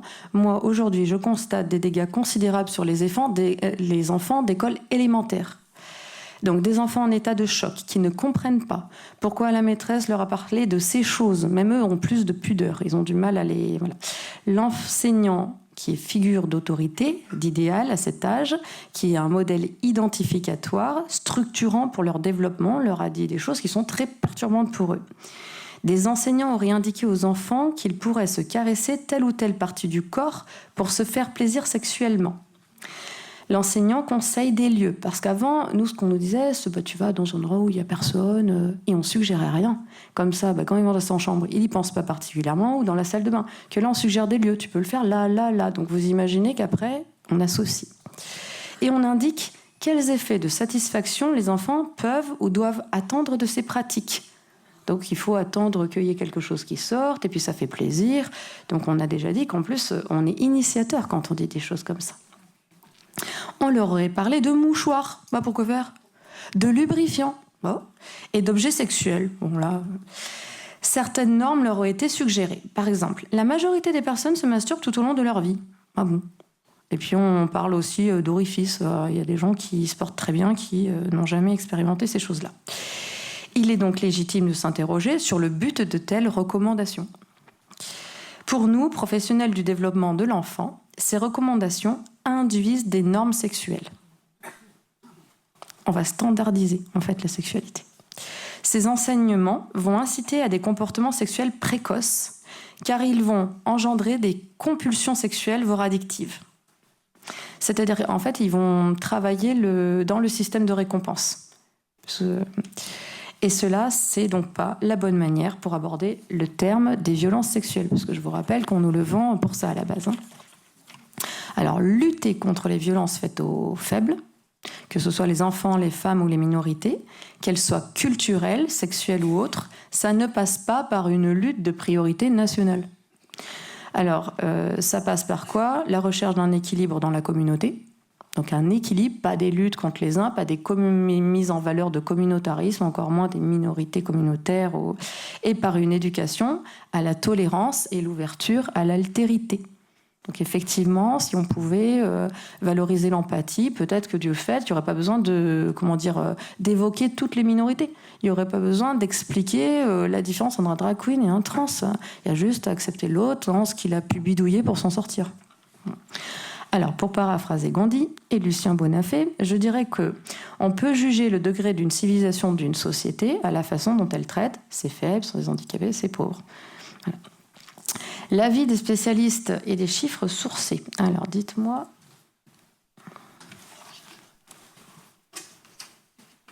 Voilà. Depuis mars 2020, les enfants ont subi un tas de contraintes sanitaires. Depuis la rentrée 2020, les professeurs de la santé et de l'enfance que nous sommes sont unanimes. Ces mesures ont été très néfastes pour le développement psycho-affectif des enfants. Nous leur avons enseigné des nouveaux gestes, dits barrières, des distances à respecter, l'interdit d'accéder aux jeux de leurs cours de récréation. Il y a des cours de récréation où il y a du rubalisme pour séparer la cour de récréation ou autour du toboggan. C'est-à-dire le rubalisme, c'est le truc des scènes de crime. À certains lieux, etc. Leurs habitudes ont donc été changées, parfois stoppées. Je pense par exemple à leur sport. Ils n'ont plus pu faire certaines activités sportives. Ils ont pu observer les parents, se masquer, s'isoler, ne plus s'embrasser. Et ils ont été témoins de rues vides, de parents qui travaillaient à la maison. Enfin bon, vous avez tous des exemples en tête. En tant que psychologue, je peux vous affirmer que pour des enfants, 2 ans de contraintes, c'est beaucoup. C'est par exemple pour un enfant de 6 ans, c'est 1/3 de sa vie. Même les 7-11 ans, qui sont plus calmes d'habitude du fait de la période de latence, donc c'est-à-dire une entrée dans la période où on commence à plus s'occuper de son corps, on a découvert ses oreilles, son nez et même son zizi. Même eux, ils ont été impactés. Alors normalement, c'est le moment où ils investissent les enseignements, où ils peuvent se détourner, puisqu'ils sont un peu plus construits. Les études de la Société française de pédiatrie certifient que les enfants ne sont pas outillés pour faire face aux mesures qui leur étaient imposées. En conclusion, cela signifie que cette période aura un impact néfaste important sur les futures générations d'adultes. Donc il va falloir qu'on travaille pour récupérer tout ça. Alors les symptômes. Ça va vous intéresser, mais on va aussi passer vite, sinon ça va replomber. Les enfants que je reçois aujourd'hui, donc en cabinet libéral, ils présentent des troubles du sommeil, des maux de ventre, donc ça veut dire qu'ils somatisent, on en reparlera. Ils ont parfois repris leur doudou et ils se sont remis à jouer à des jeux enfantins. Alors en fait, ça c'est tout naturel, c'est pour se rassurer, ils reviennent à un retour antérieur vécu comme sécurisant, à un stade inférieur de leur développement. Comme nous, quand on est stressé, par exemple, je ne sais pas, face à nos impôts, on va commencer à se mettre à faire le ménage, etc., à faire quelque chose qui est un peu plus facile, même si on sait très bien où sont les papiers, mais comme ça va nous demander à se préparer, on va se mettre à régresser. Donc vous imaginez qu'eux, avec tout ce qu'on leur demande, ils sont mis à régresser un petit peu. Donc peut-être des fois de retour à la couche, voilà. Ils présentent de nettes régressions dans l'apprentissage scolaire, des déconnexions. Alors ça, vous allez en voir même chez les adultes. Vous voyez des regards parallèles, vous voyez qu'ils se mettent dans leur bulle, on va dire. Des fuites de la réalité avec refuge dans l'imaginaire et des replis sur eux. Les adolescents, c'est une autre clinique, mais ça va vous intéresser pour vous dire, voilà, si on continue, c'est de toute façon ce que vont présenter les enfants. Les adolescents présentent des troubles anxieux, des troubles du sommeil, des perturbations de l'appétit, des compulsions, des addictions, puisqu'on revient à un stade antérieur qui est rassurant. Le plus souvent, ils sont apathiques, c'est pas nouveau pour des adolescents, mais là c'est un peu différent. Ils sont tristes et ils ont des crises de pleurs plutôt brutales, plutôt d'un coup ils s'effondrent en pleurant. Donc on voit bien qu'ils stockent suffisamment de stress pour d'un coup avoir un petit effondrement. Ils évoquent leur envie de mourir, leur impuissance, même à se projeter dans la vie, ça on comprend. Et certains n'ont d'ailleurs même plus envie d'en parler, de se projeter dans la vie, avant de dire alors qu'est-ce que tu veux faire plus tard. Voilà. Le 10 février 2021, un communiqué du Collège de pédopsychiatrie confirme nos observations. Donc ils notent des troubles du sommeil, du comportement, des pleurs. Alors eux, ils développent un peu sur les scarifications et des replis sur soi avec des recours aux addictions. Ils parlent de symptômes dépressifs. Et alors un truc intéressant, c'est l'augmentation des violences intrafamiliales, puisqu'on est tous à bout de nerfs, tous dans des fonctions régressées. En plus, un peu plus isolés, cloisonnés, comme des poules trop serrées dans un poulailler, on commence à être agressif. Et des pensées suicidaires. Alors, ce qui est très étonnant pour nous, c'est qu'il n'y a pas des longs romans dans le journal intime comme quoi ils vont se suicider, c'est trop dur de vivre. Ils passent à l'acte, en fait. Ils prennent plus le temps de nous expliquer. Et c'est bien là le plus embêtant. Courant 2021, nous avons observé chez nos patients des retours de trauma. Ça, c'est intéressant pour les spécialistes du trauma que nous sommes. Et des remontées des ressentis d'humiliation. Ça veut dire qu'on a eu affaire à des enfants qui avaient déjà rencontré des situations, donc des retours des vécus traumatiques antérieurs qui revenaient. Donc chez les adolescents qui avaient déjà connu ce type de situation. C'est-à-dire le retournement des valeurs, donc ce truc-là là, où on vous dit mais ça, le bleu n'est plus rouge. Même eux, ils ont besoin de bordage, ils ont besoin d'un cadre classique. Et là, d'un coup, à l'école, on le retourne, mais à la maison, ça ne s'est pas retourné. Donc, c'est va-et-vient. Et l'accumulation des injonctions paradoxales. Et ça a complètement troublé le bon sens qui va déjà un peu mis en place. Ensuite, on a distingué une vague de syndrome dépressif. C'est-à-dire, vous voyez, des épisodes, des périodes qui nous sont arrivées où d'un coup, ils présentaient tous la même chose, à peu près dans les mêmes dates. Et des glissements psychiques. Un glissement psychique, dans notre jargon, ça veut dire qu'ils peuvent basculer dans de la psychose, c'est-à-dire qu'ils peuvent se mettre à délirer pour maintenir une espèce d'illusion, pour pas sombrer. C'est-à-dire qu'ils vont peut-être faire un petit épisode en psychiatrie. Alors faire un épisode en psychiatrie, c'est pas grave. On a tous droit à 24 heures, 72 heures de bon gros délire, c'est permis. Mais là, le problème, c'est qu'à leur âge, ça peut être plus grave et ça peut être faire un antécédent qui plus tard pourra revenir. Alors, les enfants et les adultes en situation de surcharge psychique, ça je crois qu'on l'a tous expérimenté au moins en 2 ans. On a même touché un seuil au-delà duquel on s'est dit « Mon Dieu, mais je ne vais pas tenir ». C'est ce qu'on appelle un seuil d'incompression où il a fallu retrouver comme une hygiène personnelle pour tenir bon. On s'est remis, alors il y en a qui ont coupé les sources d'informations parce qu'on n'arrivait plus à digérer, et puis ensuite trouver son hygiène personnelle. De méditation, de pensée positive. Enfin, vous avez tous trouvé vos bricolages pour tenir bon, pour reprendre soin de votre enfant intérieur. Et ensuite, donc, tous, enfants, ados, adultes, étaient culpabilisés de ne pas pouvoir tout assumer, ou de ne pas pouvoir toujours parler avec bienveillance et ne pas s'exprimer dans la violence. Vous savez qu'on a maintenant cette injonction de la société. Tous présentaient donc une baisse d'estime de soi. Alors, nous, on fait la différence entre la confiance en soi, je me sens capable d'aller à l'école, etc., et l'estime de soi. Mais franchement, j'arrive pas à remonter, qu'est-ce qui me prend ? Vous voyez, une espèce d'épuisement psychique qui serait lié à notre valeur. La confiance en soi, c'est plutôt mes compétences, on va dire. D'accord ? Et donc, cette estime de soi qui nous regarderait pour regarder si on est une bonne personne. Ça a été très violent pour nous. Allez, je vous fais le topo sur les chiffres.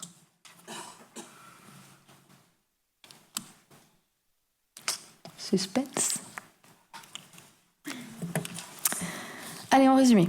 Alors que les cas de pédiatrie de 0-14 ans ont représenté 1 pour 1000 de l'ensemble des cas d'hospitalisation, c'est les chiffres de Santé publique France, depuis le printemps 2020, nous, on a noté une nette augmentation d'enfants hospitalisés pour troubles psychiques anxieux et pour troubles psychiatriques. Les enfants, donc, ils présentent des difficultés de concentration, de mémorisation, ainsi qu'un état de fatigue physique et psychique.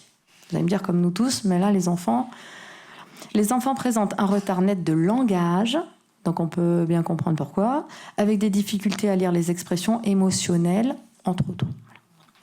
Et surtout une chute de plusieurs points de QI.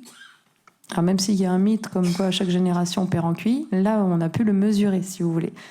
On a une échelle d'intelligence et voilà, vous voyez comme c'est dommageable.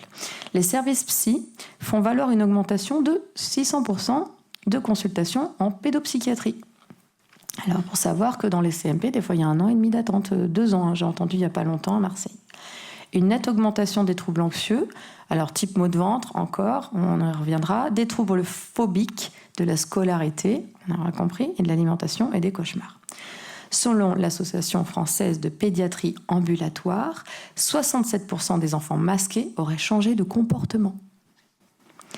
Alors pour la suite, je propose aux plus sensibles de détourner leur écoute 2 minutes. Parce que depuis le printemps 2020, les hospitalisations pour dépression, scarification et TS sont en nette augmentation. Selon les spécialistes, alors par exemple le professeur Delorme, chef du département psychiatrique à Paris, il y a plus d'enfants qui sont décédés par suicide qu'à cause du Covid. Et en janvier 2022, M. Véran, porte-parole du gouvernement et médecin, annonce le décès de 13 mineurs de 0 à 9 ans. Alors entre parenthèses, comme je vous ai dit, 5 à 7 ans, donc un tout petit peu avant la période de latence, la représentation de la mort, ça dépend de la pensée magique.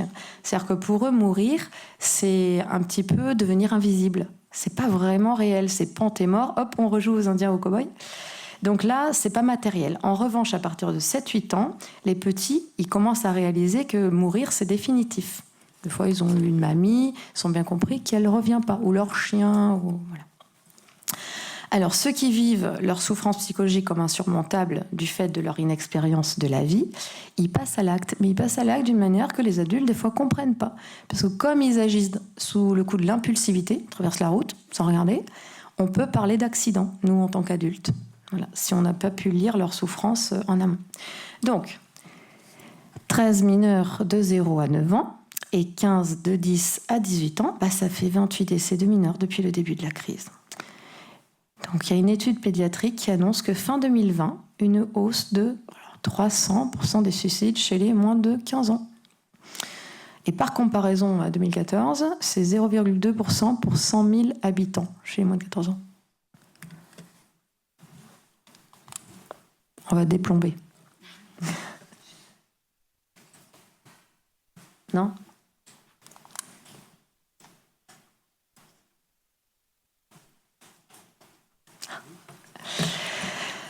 Alors, comment ces enfants vont grandir ?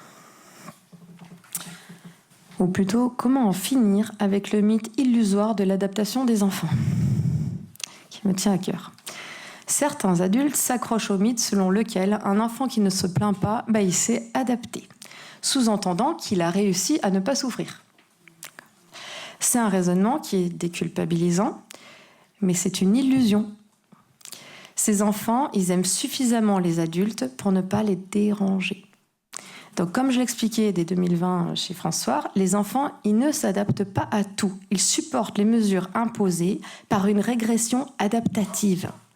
Donc, ils apprennent à faire taire leurs propres besoins pour répondre parfaitement aux attentes de leur environnement. Les adultes, ils n'avaient pas le temps. Alors, eux, ils ont fait du mieux pour eux. En l'occurrence ici, les adultes, ils semblaient tous débordés. Et de plus, l'enfant, il a du mal à identifier et à formuler ce qui est douloureux pour lui.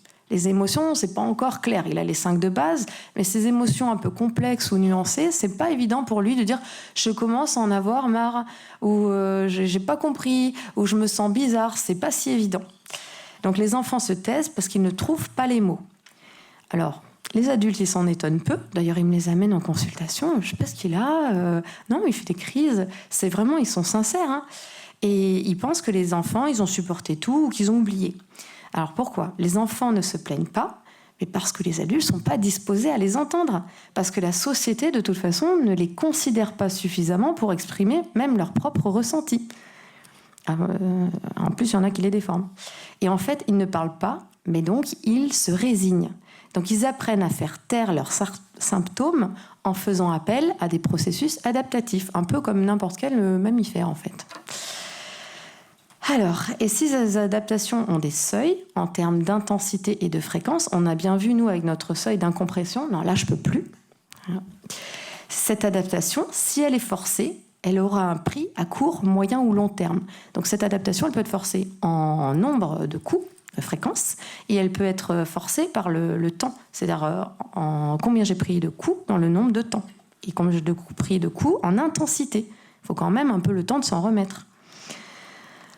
Alors, si cette adaptation est forcée, elle aura un prix à court, moyen, long terme. Il s'agit parfois de décennies pour se remettre d'un abus. Bon, nous on est psychologues, donc on sait qu'il y a des personnes qui viennent sur des dizaines et des dizaines d'années nous voir. Donc en se reposant sur leur prétendue capacité d'adaptation et de résilience, on hypothèque nos enfants. Il ne faut pas confondre la très grande capacité d'adaptation et la plasticité des enfants. Donc, il ne faut pas confondre avec le bien-être et la résilience. Bon, petit aparté, résilience, c'est après 6 ans, on est d'accord. Hein. Si vous êtes abusé avant 6 ans, il n'y a pas de résilience. Hein. Si vous avez déconstruit, vous avez un risque de psychose. Voilà. Donc, le silence peut cacher une souffrance comme la culpabilité. Chaque entrave au développement de l'enfant sera un coût, on l'a dit tout à l'heure, en termes de retard, de secteur délaissé, ça va être le secteur affectif ou la curiosité, ou de poids émotionnel. C'est-à-dire, des fois, ils vont même retourner des anciens traumas contre eux, la culpabilité de l'agresseur. Voilà. Donc, les limites de l'adaptation des enfants. Plus qu'ils ne se plaignent pas, aidez-moi, c'est passé. Dirige la commande vers David. Ah bah c'est cool, ouais, maintenant que je sais où c'est. Comment savoir si on ne leur en demande pas trop ? Donc, faut savoir que les enfants, comme ils sont des êtres émotionnels, ils captent notre état émotionnel. Donc, pour tenir, les enfants ont dû se sacrifier. Ils ont dû supporter des angoisses contre-productives qui ont affecté leur concentration, leur mémoire. Et à notre contact, ils se sont imprégnés silencieusement de l'énergie de nos discussions et de notre monde émotionnel. Même si on a essayé d'être étanche, on a parlé sur le pas de la porte, la maîtresse.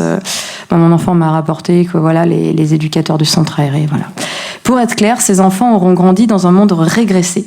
Mais comme le poisson ne voit pas l'eau, eux, ils sauront pas qu'en fait, ils vivent dans un monde régressé. Donc, ils se seront habitués, ils ne seront plus conscients parce qu'ils auront connu que cet état des choses. Alors, comment savoir si les ressources émotionnelles de cette génération ne sont pas hypothéquées ? Puisque ceux qui ont connu le monde d'avant, finiront par ne plus rapporter ce qu'on leur a dit ni se plaindre, puisque ce sera devenu normal. Ils seront désensibilisés et coupés de leur bon sens. Quand il veut, vous me dites. Hein. Donc, ils vont intégrer et appliquer ce qu'on leur a inculqué. Pourquoi ils vont pratiquer ? C'est parce qu'on les a sollicités pour cela. Donc, ils vont appliquer, parce qu'en fait, ils auront été transgressés. Donc, on a par exemple des patientes de 8 ans qui nous disent qu'elles recherchent activement des vidéos qui les ont un peu chauffées entre les jambes parce que ça a activé le circuit de récompense. Donc ensuite, il va, si vous voulez, co-créer une société qui va mal, parce que chacun, 1 + 1, ils vont finir par... il n'y en aura plus un pour arrêter l'autre, si vous voulez. C'est pour cela que nous rappelons qu'il ne peut pas y avoir d'éducation à la sexualité. Donc nous, on met des guillemets d'éducation à la sexualité, avant la puberté. Alors, qu'il peut y avoir, par exemple, de la prévention, mais pas d'éducation sexuelle. Et d'ailleurs, aucune éducation sexuelle ne doit être autorisée par les autorités parentales, parce que ça va fermer des portes essentielles comme la pudeur, la rationalité et l'empathie. Donc toujours pas ? Alors, comment protéger nos enfants ? Bon, on va refaire des enveloppes contenantes. On parlait du Moipo avec Régis, non ? Alors, les enfants...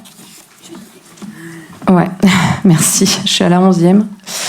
Les enfants vont pouvoir nous parler. Je vous le donne, le PowerPoint. Hein. Les enfants se découvriront dans des lieux sécurs. Ils vont oser poser leurs questions, donc, par exemple chez le psy, parce qu'ils savent que c'est censé pas sortir de la consulte. Et que donc nous, pour les faire tenir, on a essayé de soigner avec de l'amour. La clinique un peu poétique, une clinique de mots, revenir au sens des mots, et du coup de toutes les nuances de pensée. Autant il y a 2 mots, autant quand on trouve le bon, ça éclaire, ça solidifie, ça sécurise quelque chose.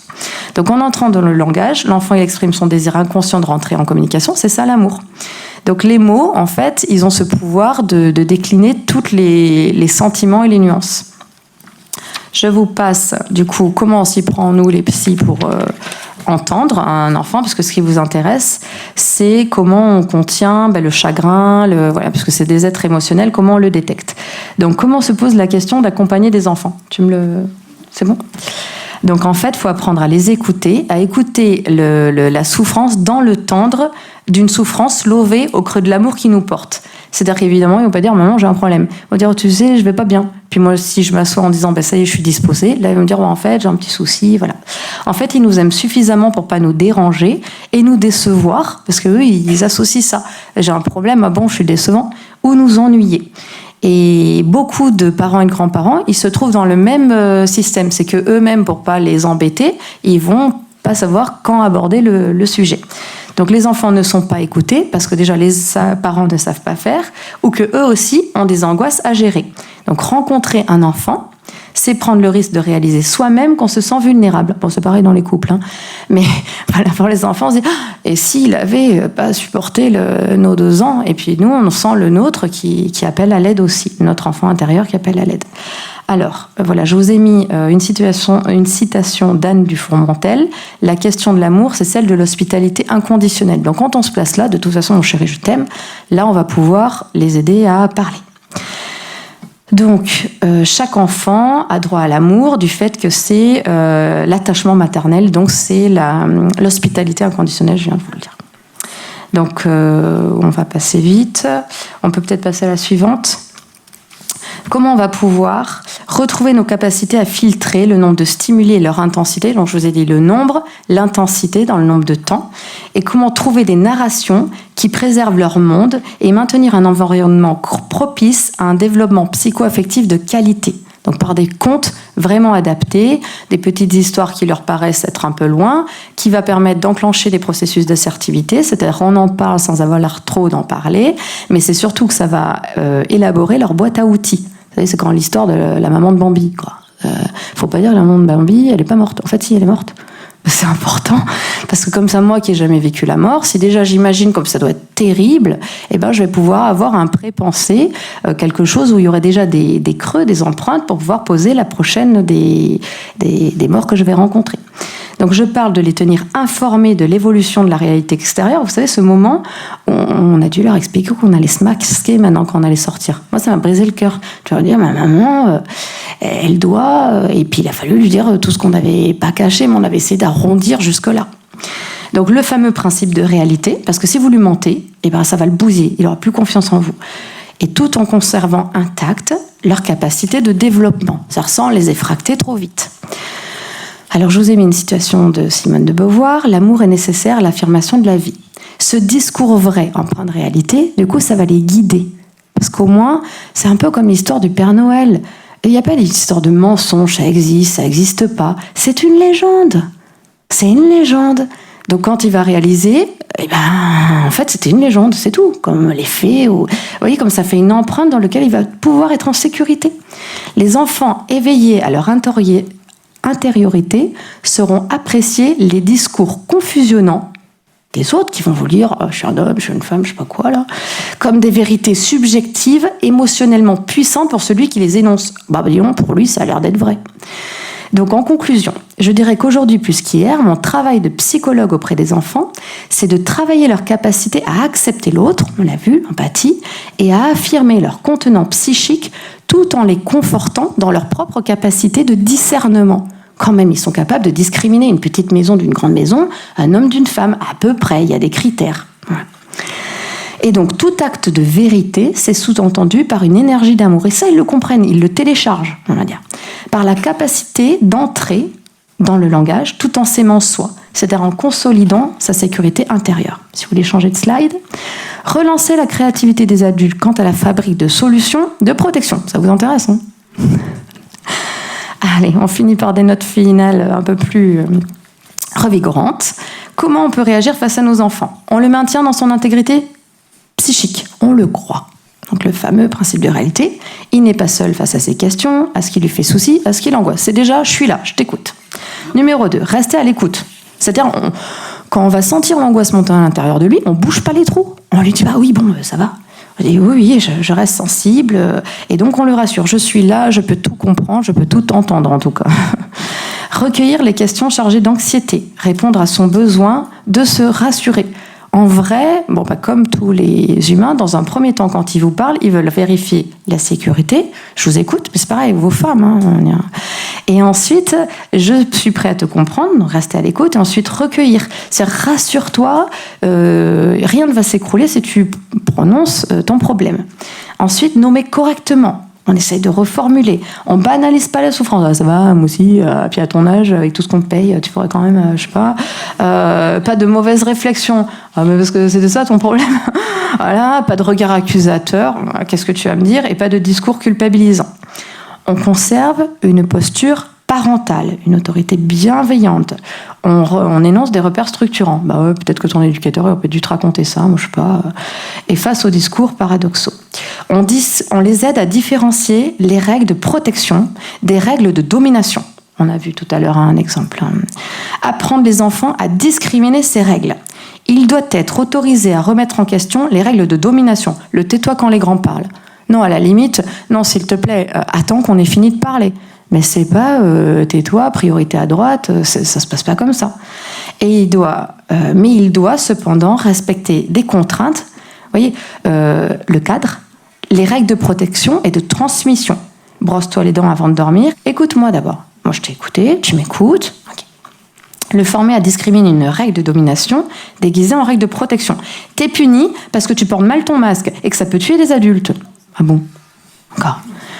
L'éduquer à discerner une injonction maltraitante déguisée. Quand quelqu'un parle à sa place, par exemple. Mais non, toi, t'aimes pas ça, t'aimes pas les maths, t'aimes pas ce copain. Je te dis ça, c'est pour ton bien. Donc tout à l'heure, on avait vu, c'était Karine, je crois, qui parlait d'Olanier, et les apprendre à discerner ce décalage de perception. Et on revient bien au corps, et tu vois, il y a un petit décalage, tu te sens un petit peu mal à l'aise. C'est ce que nous disent les enfants quand on les écoute. Je me suis sentie confus. Slide suivant, on a bientôt fini. Comment répondre aux troubles de son enfant? Bon, J'essaye. Tranquille. D'abord, dédommager ses enfants en aménageant des espaces de compensation, comme on a fait pour nous. Là, je vais respirer. Là, avant de voir la fin de cette vidéo, je vais prendre une pause. Là, voilà. Il faut vraiment qu'on se retrouve à l'intérieur parce que ça nous a un petit peu décalé. Sinon, on s'auto-lance des fléchettes de toxicité. Il va falloir qu'on décontamine après.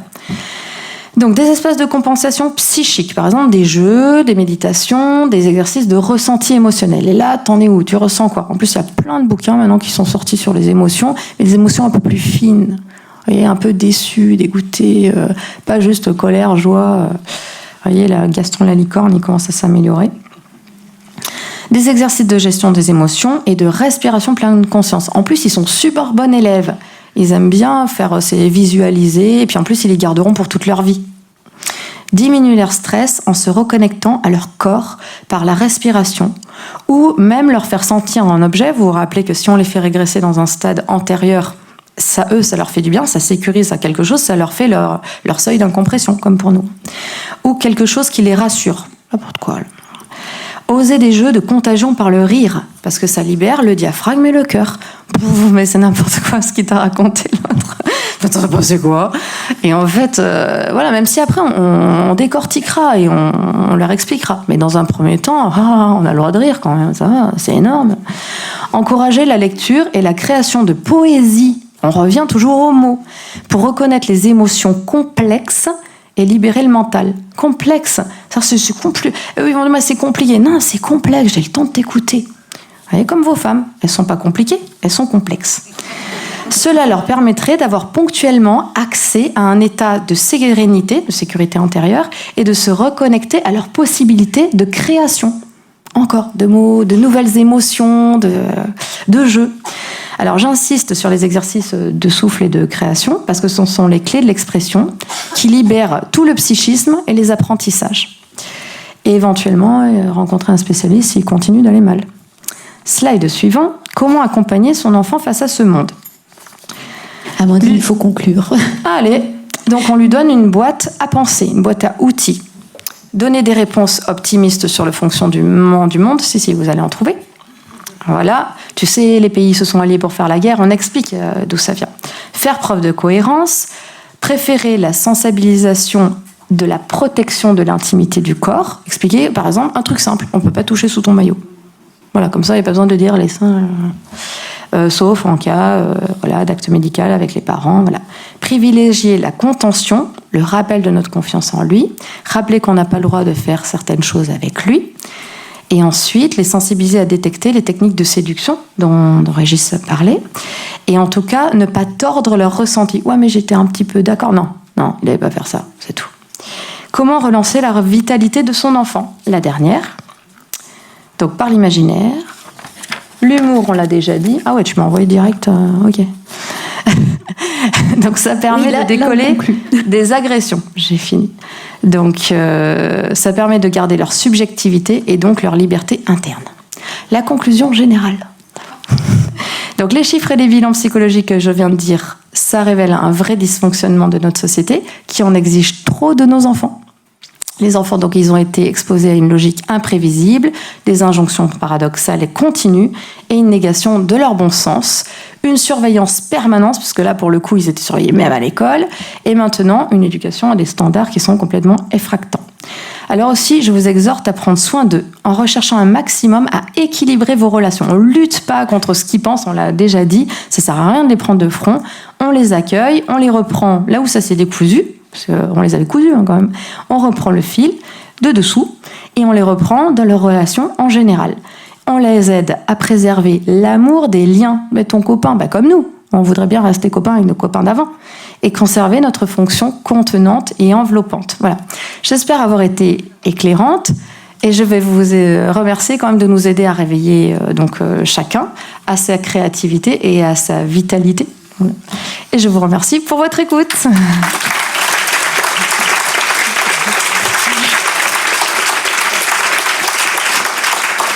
Alors un grand merci Amandine, un grand merci à tous parce que voilà, on vous demande de tenir quand même pour terminer cette matinée qui a largement débordé. Je vais de suite ouvrir les questions à la salle, questions, remarques, pour Régis, n'importe lequel des intervenants. Je vais passer le micro tout de suite. Tu veux venir avec moi, Régis? Comme ça, si jamais il faut répondre. Si vous pouvez passer le micro, merci. Oui, bonjour. Donc, je m'appelle Yvonne, je suis enseignante en CE1.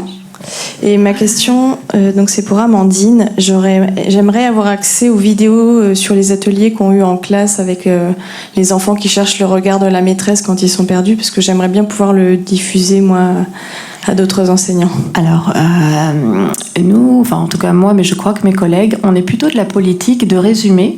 Moi, comme je viens de l'expliquer, ces vidéos-là, elles envoient des fléchettes. Alors moi, je peux te les retrouver. D'ailleurs, c'est à la suite de mon courrier, j'en ai mis une ou deux. Et puis, je me suis rendu compte que les gens se gargarisaient de ces choses-là. Et donc, ça les faisait, au lieu de se cibler, solutions, etc., se remettaient. Et c'était, tu vois, ces trucs de télé-réalité, quoi. Il y en a une, elle fait encore mieux, puis l'autre en fait mieux. Et ça amène ensuite le phénomène de la bouquémisarisation. L'infirmière du, je sais pas combien, la psychologue du temps.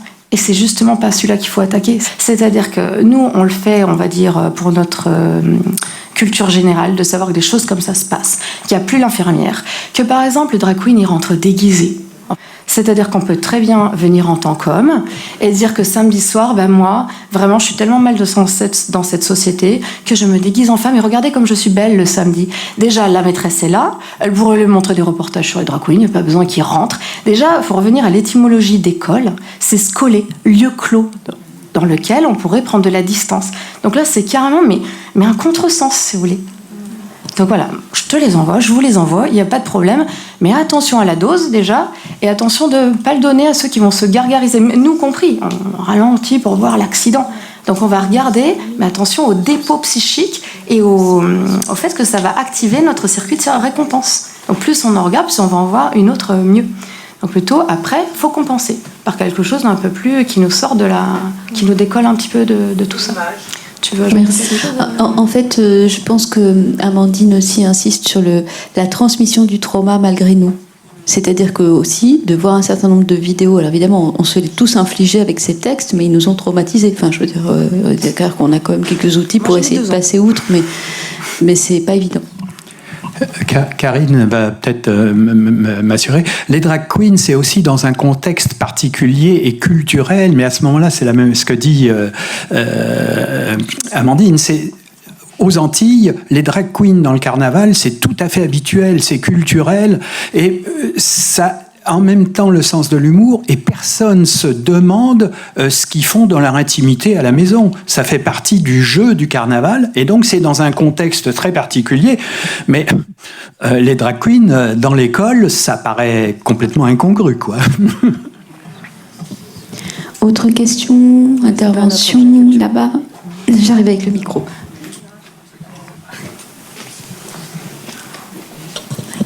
Sylvie, simplement savoir, on a un dispositif sur le harcèlement, on a un certain nombre de lois sur le harcèlement, dont le harcèlement sexuel. Est-ce qu'on peut opposer un harcèlement sexuel aux enfants, aux pratiques qui sont donc exercées à l'encontre des enfants, donc harcèlement sexuel?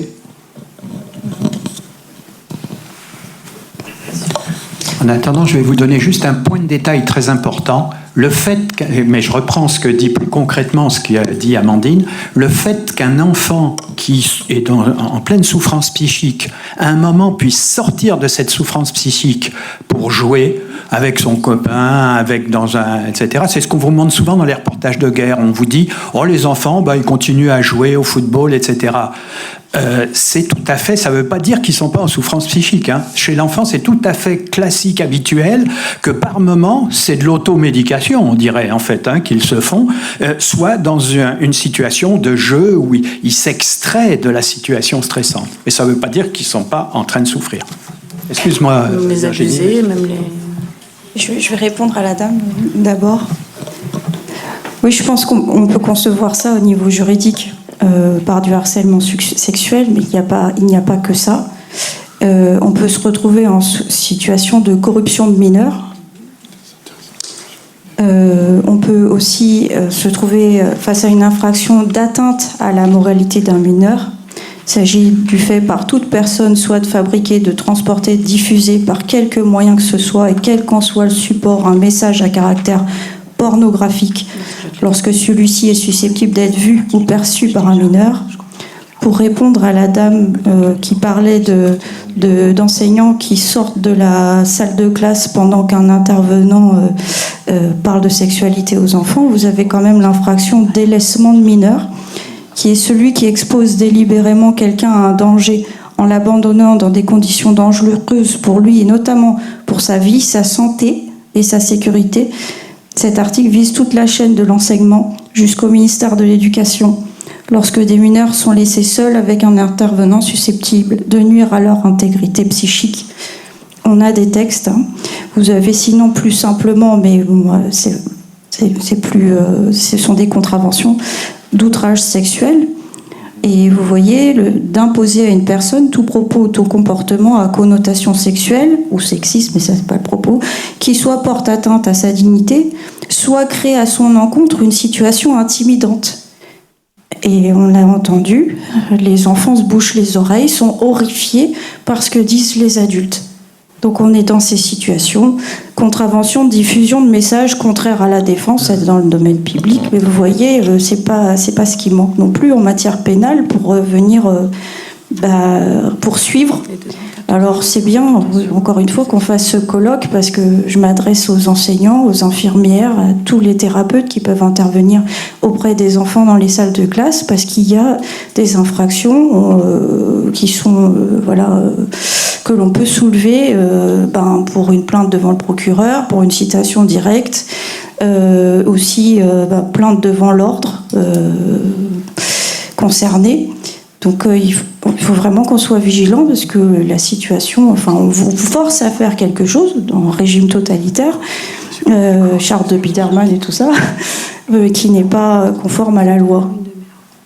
Et les enfants sont protégés dans la loi française. Donc voilà, c'était ce que je voulais dire. Agir en amont, c'est s'informer ensemble pour savoir ce qui ne se fait et ce qui ne se fait pas. Ce sont les adultes qui doivent être éduqués et laisser tranquilles les enfants. Voilà. Alors, compte tenu de l'heure, une dernière question. Après, vraiment un grand merci d'avoir patienté jusque-là. Il y a quand même des intervenants cet après-midi, donc il va falloir... Je vous laisse la parole pour la dernière question et après on fait la pause repas. Alors, à l'école ou au centre de loisirs, peu importe, on est face aussi à des nouvelles l'histoire des transgenres, tout ça. Et ma fille me pose la question, mais dis donc maman, elle a 6 ans, elle avait 6 ans. Les garçons, on lui a fait comprendre qu'est-ce que c'est un garçon et une fille. Et elle avait dit, mais maman, finalement, est-ce que les garçons peuvent il y a un camarade de classe qui a mis du vernis et que donc forcément notre façon de lui expliquer les choses n'est pas du tout conforme à ce que l'éducation nationale commence. Et puis on a des animateurs qui sont, on va dire, à jour tout ce qui est LGBT, donc ils vont contredire tout ce on dit. Et là, ça devient compliqué. On ne sait pas où est notre place et qu'est-ce qu'on doit dire à nos enfants sans qu'on soit, nous, mis en échec. On peut lui dire que c'est confusionnant, que par rapport à la culture que vous lui aviez transmise, on comprend qu'il soit perturbé. Comme ça, il continue bien à aller à l'école en se rappelant que c'était pas ce qu'il avait appris jusqu'à hier et que là, il y a des choses bizarres. Ceci dit, c'est pas le vernis qui fait le drag queen. Mon petit, des fois, il prend des vernis parce qu'il a une grande sœur, ou il a pu jouer avec des Barbies parce qu'il en avait plus que d'autres à disposition. Pour autant, je pense pas que demain, il ait un souci avec sa sexualité. On peut aussi relativiser. Tous les enfants se déguisent et tous les enfants peuvent se mettre du vernis, que ça soit dans un sens et dans l'autre. Ils se déguisent, voilà. Et que c'est un jeu. Et que ce qu'il faut dire à l'enfant, c'est que le petit garçon, son copain soit déguisé d'une certaine manière, le vernis. Ouais. Alors, il va falloir qu'on interrompe. C'est bien, mais c'est pas à prendre au pied de la lettre et toujours, quoi. Voilà, c'est des enfants. Merci. Voilà. Alors, merci à vous.